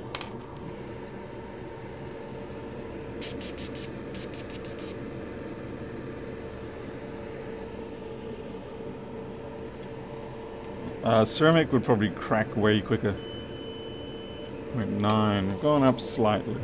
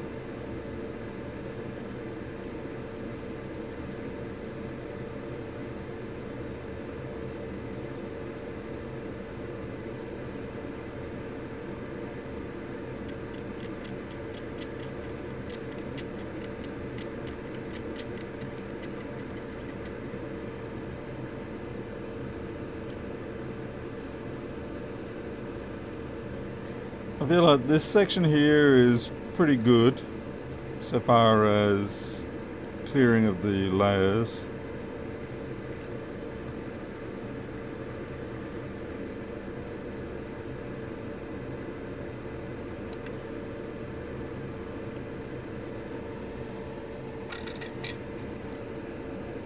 There's still a fair bit of carbon heading up that way and down here.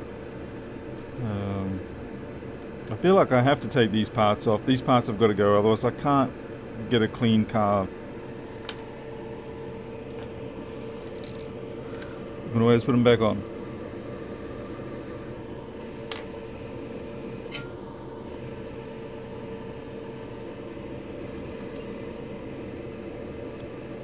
Very frustrating considering it was so close.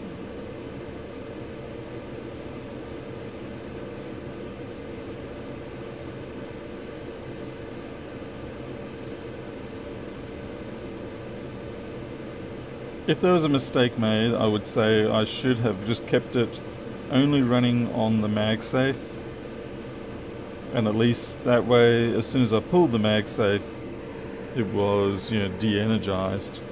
Whereas we had the battery connected, and so it took all that time for me to get in there and get the battery disconnected.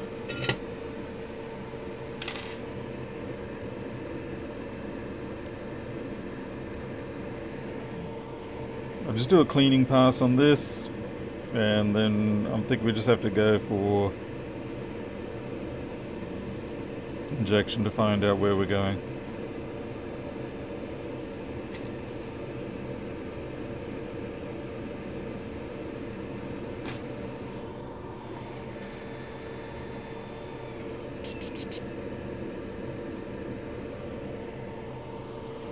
Because I won't be surprised if by now we're starting to hit on some signal lines that we need. 1.3. That's right. I want to get rid of the, while the board's warm, I want to get rid of these suckers. Just in case they're deciding to cook up on their own too.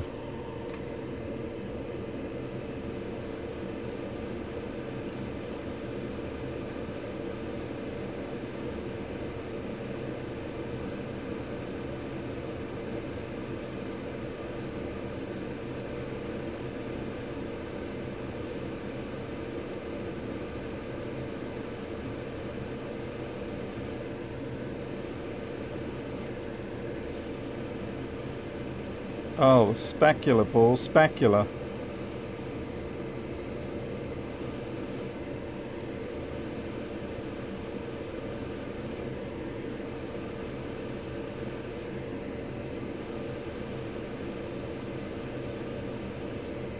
Shit.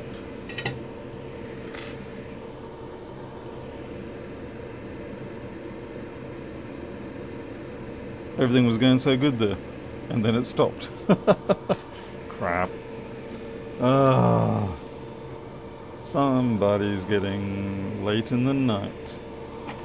Somebody's gonna get in a fight.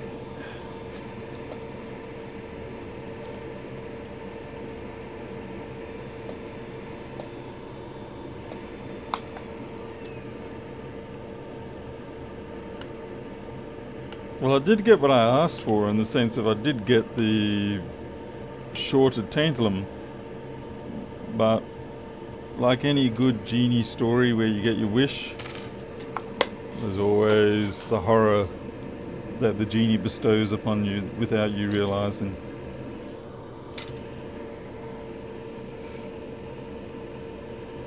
Yeah, unfortunately, Robert, with these sort of boards, that's an extremely sort of, I wouldn't say invasive, it's an extremely painful procedure.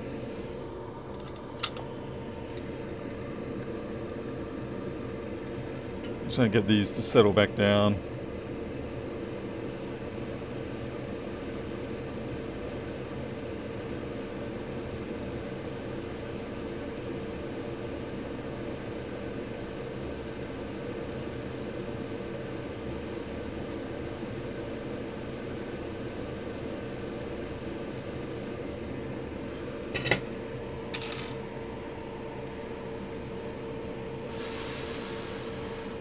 Hey JCT. Yeah, asked for a shorted tantalum, not a shorted layer. So this has gone more than just a layer, it seems. Well, obviously one layer is shorted, the rest are nearly shorted. 1.4. That concerns me slightly that it's rising.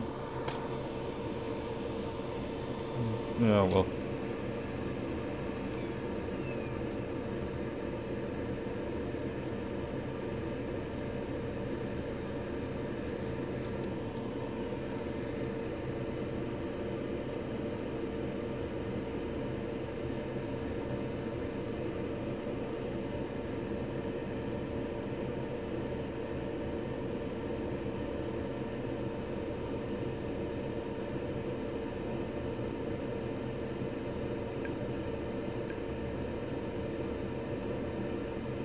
Oh, that's the main feed.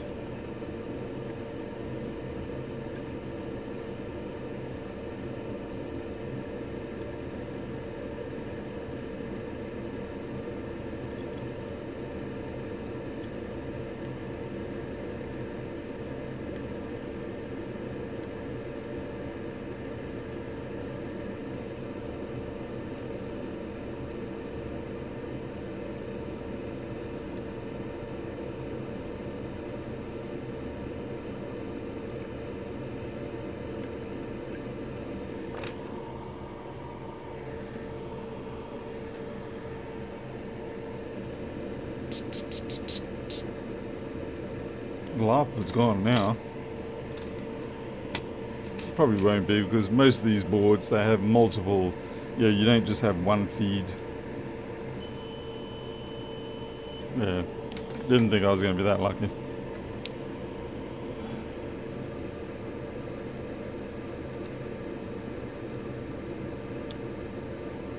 Right. I think we should get a short killer. Yeah, short killer should do the job nicely.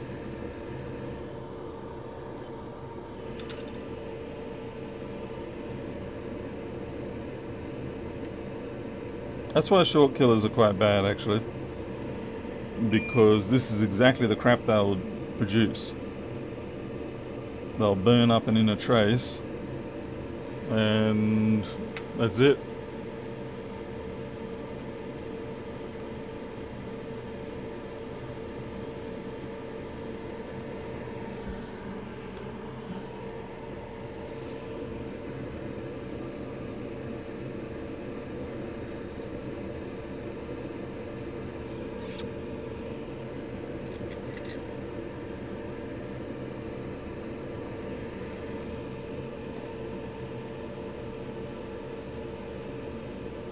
What'd you say an hour ago, Slime? I didn't hear you.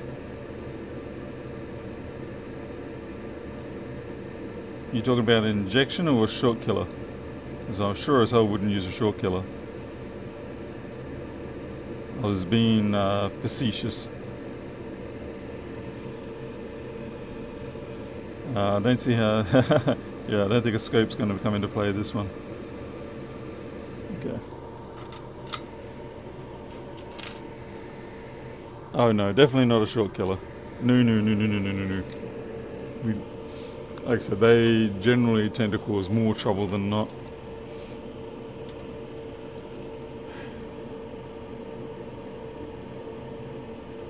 Alright, things are getting crazy, I see. Late night insanity.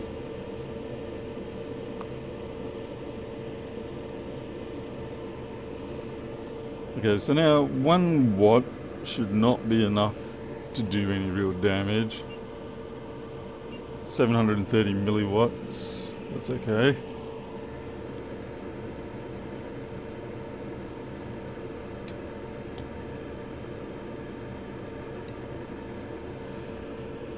Here we go. Yeah, I can see the bubbles coming off the left hand side and the bottom, basically where all the carbon is. So yeah, we just have to keep going until that carbon stops.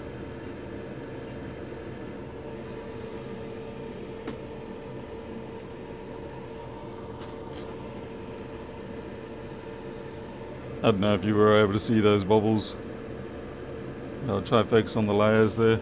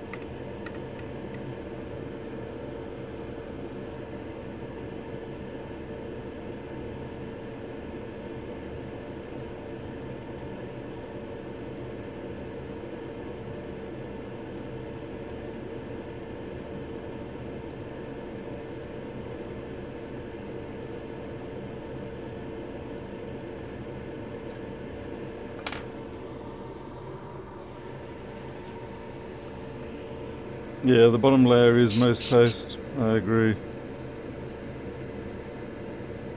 It seems to be narrowing up slightly now. Not to say it's not going to widen up again.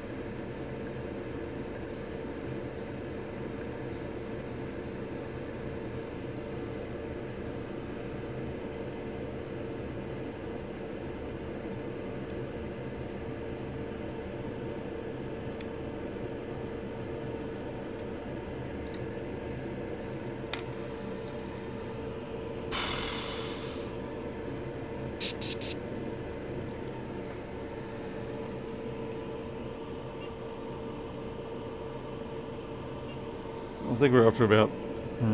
actually, I don't know.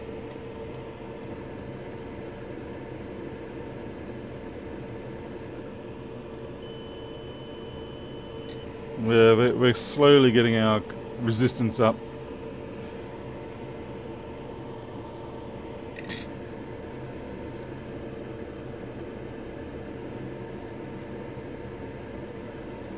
It's getting there.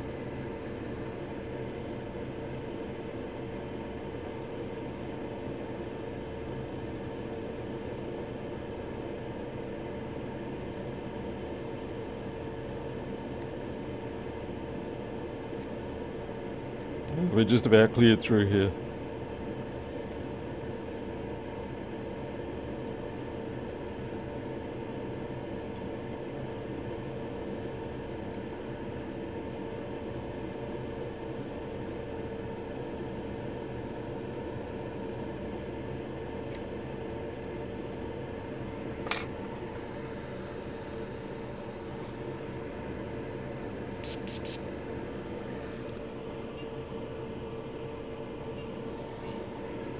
Down to about 4 ohms now.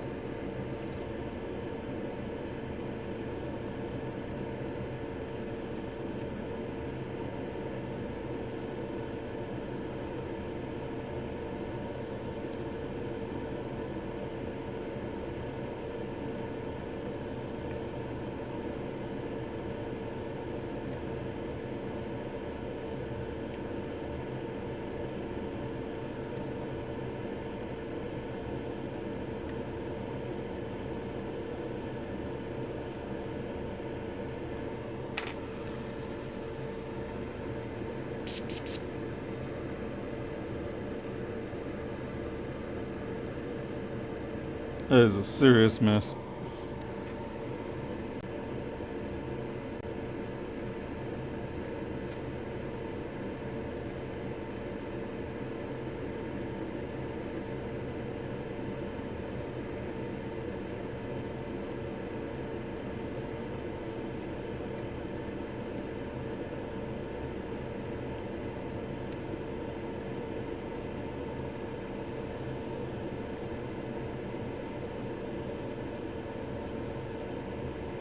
Yeah, so you get big chunks all of a sudden.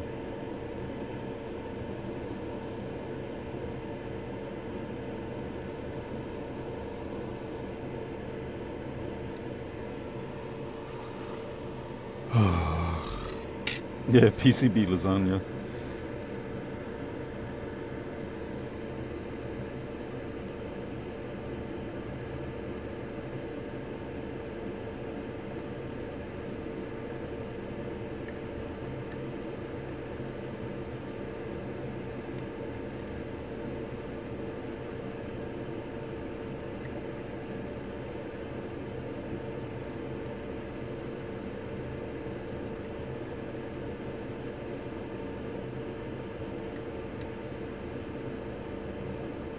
Shit.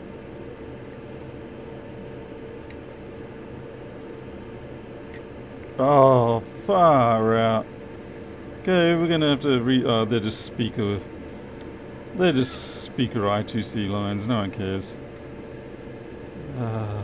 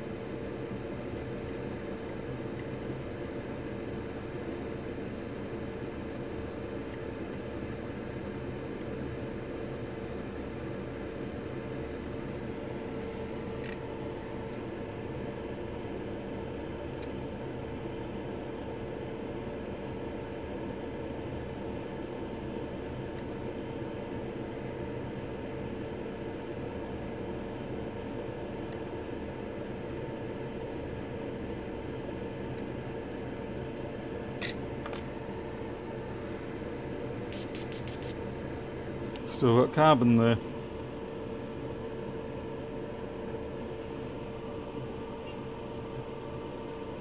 Okay, we're up to... Yeah, we've definitely made a change now. Well, JCT, I'm not disagreeing with you. I mean, you're absolutely right.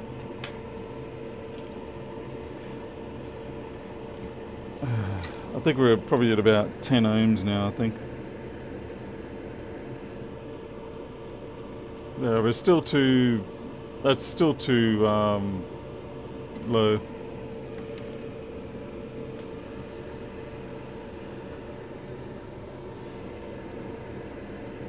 It's close, it's getting better, but it's still too low.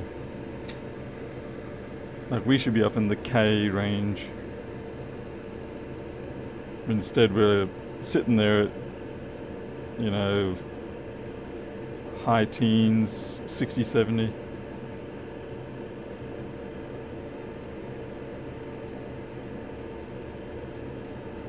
Yeah, there we go. See, that's what you got to look out for.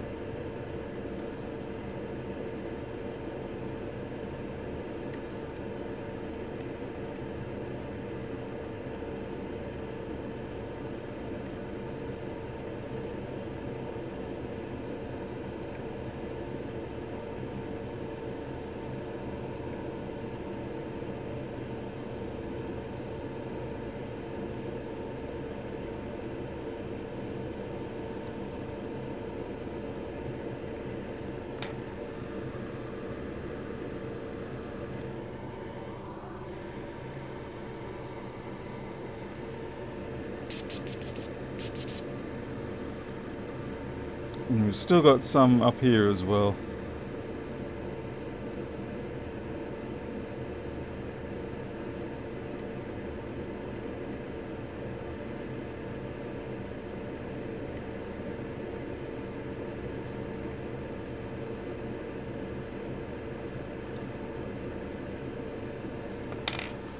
There's a big hole.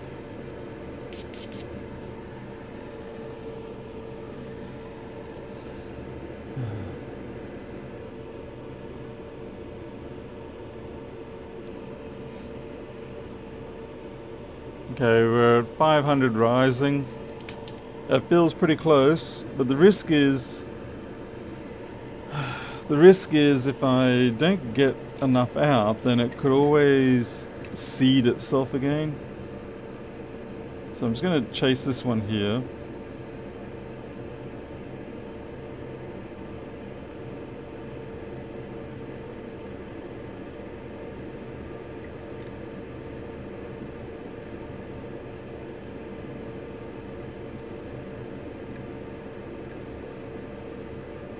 I'm really worried about the interlayer meshing.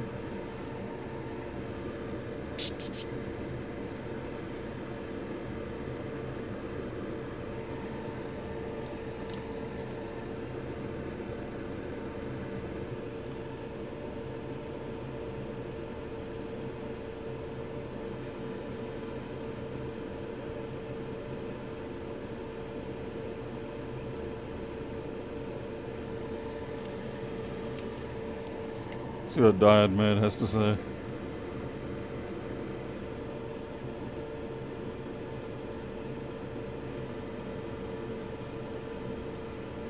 .42, and according to this, 0.48. 0.48 is the ideal, so 0.42 is probably okay.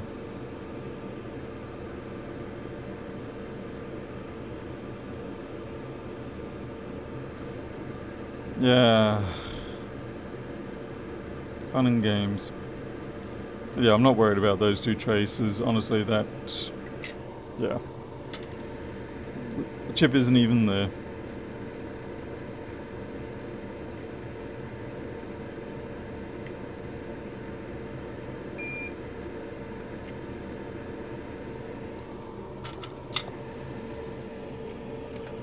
Yeah, I don't think I'll be gooping this time. It's a stable hole now. Compared to before, where it was a bit of a mishmash, this is a pretty stable hole. It's not as clean around the sides as I would like. Yeah, and there's little shards like this. Just break them off.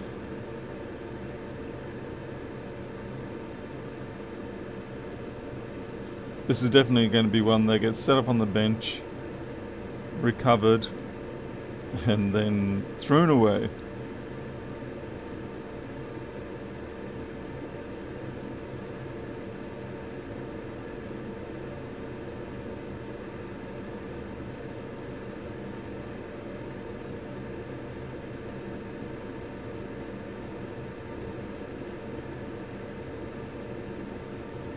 Goodness knows how many vias we knocked out. Who knows if this is even going to survive.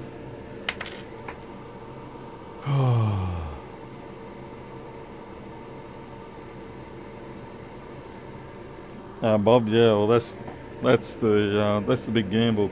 I've also got to put this assembly back on. It's a very important rail, this one. You're not going to go anywhere without that rail. So we'll put that back on and see how we go.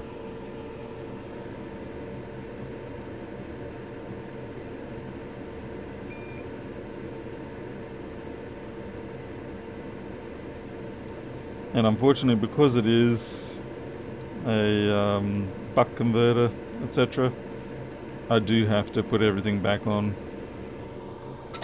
It is an important area.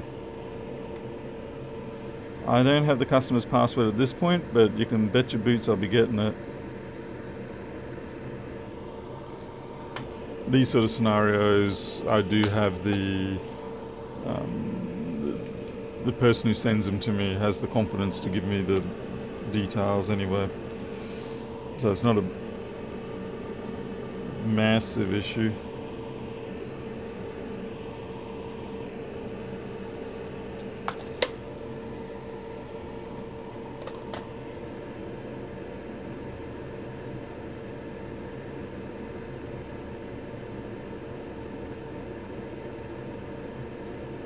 Ah, crap. Anyone remember the polarity?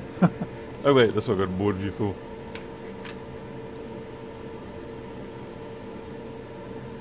So ground, ground. Cool.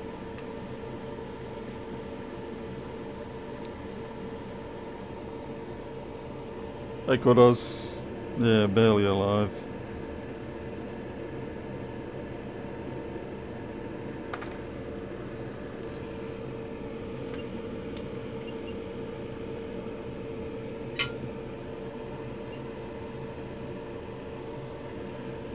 Yeah, see Haggard, I've had a couple of those. It's very frustrating, I know.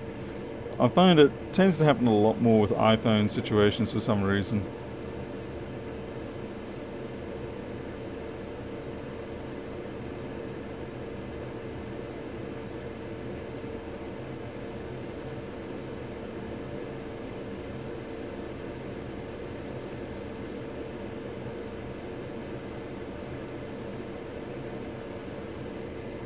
I think we'll be happy with that.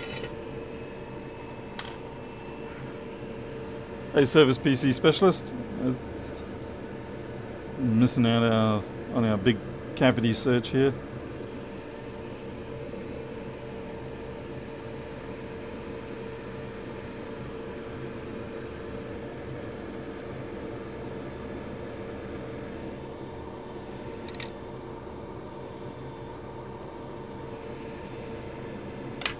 I do have a little piece of copper here though. Little copper worms I better clear out. Oh, what is that stuff? Oh, it's old flux or something.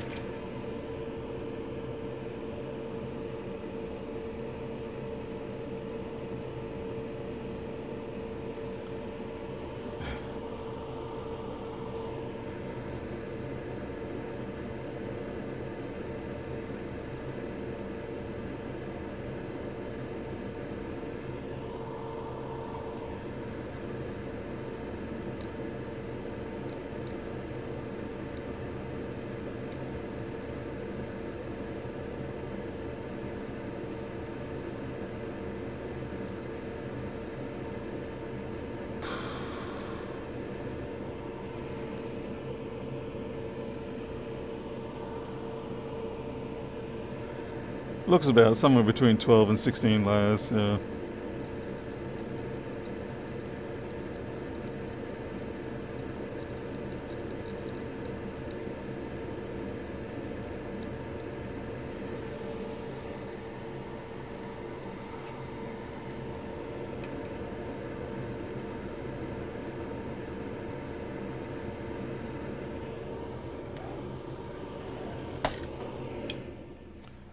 Damn, that was...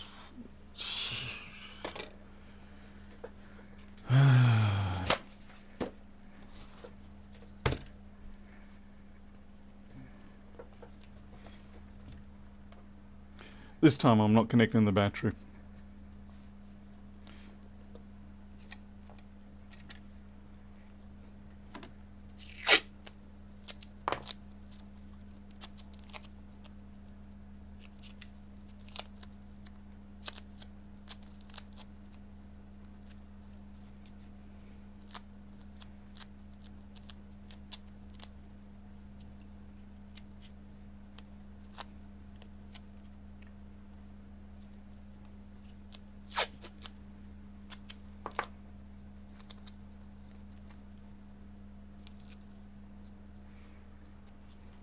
Hey, Gadgets Clink.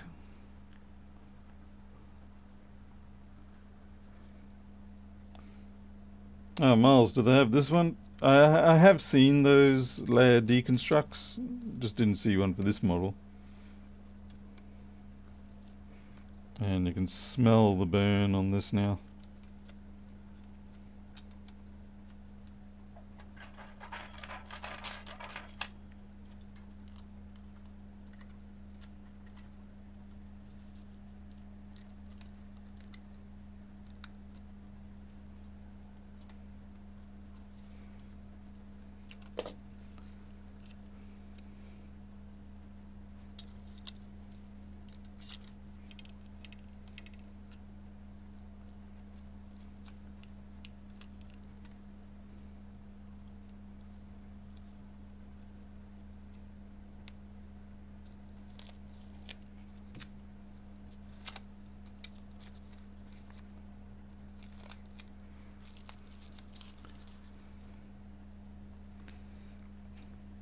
Oh, right, shame. I was kind of hoping there would be a layer version of this, but I'm not surprised.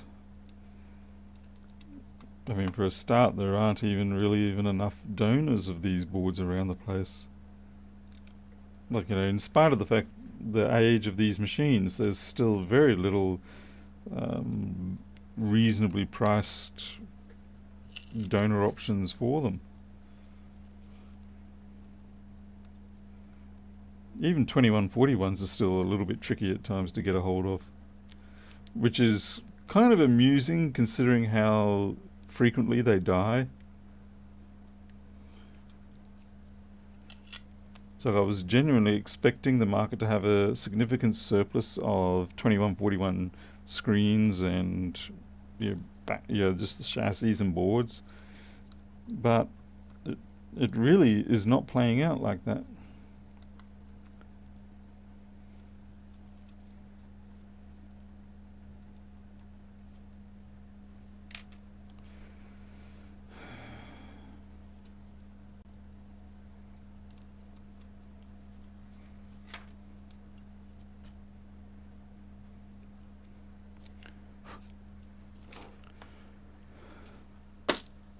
Yeah, no battery this time.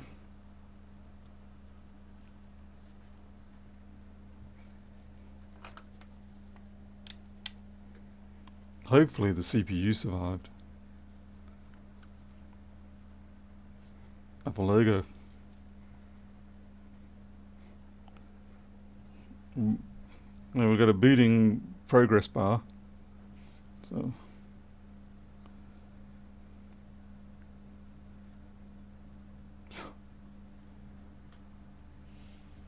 here we go. I think we'll leave it at that.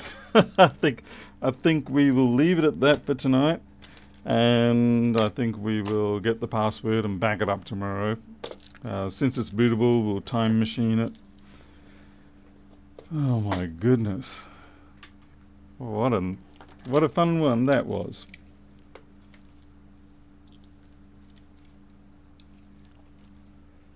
Hey, JFix. Oh, man. 11 o'clock. That means I might have enough energy left in me to watch the last 2 episodes of the Apothecary Diaries, or however the hell you pronounce that.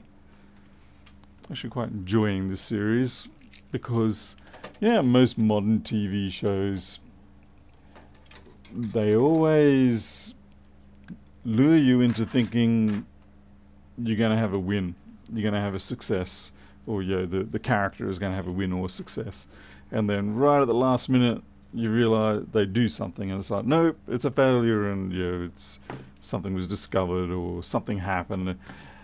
Anyway, but it's quite nice, it's refreshing for a change to watch a show where things are not taking that constant sucker punch type approach.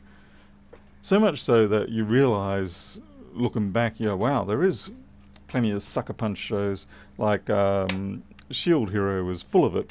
So like every time you think the poor little bastard was going to get somewhere, you'd always get done over by whoever the king's daughter was or whatever. But it was that constant not quite winning type thing. Whereas, so it's nice for a change to watch a show where you don't feel like you're being sucker punched every episode. Have you watched The Last of Us? No, I have not. No. I've only got Netflix. Doesn't matter if the keyboard works or not.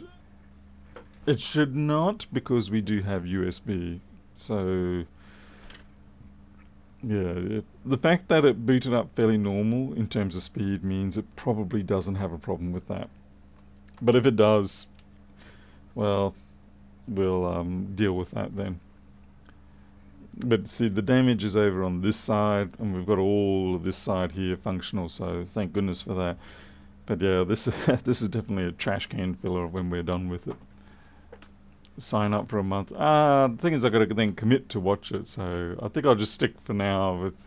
I shouldn't even be watching these shows at midnight and things like that, but yeah, it keeps me up. I'm better off. I should be going to sleep.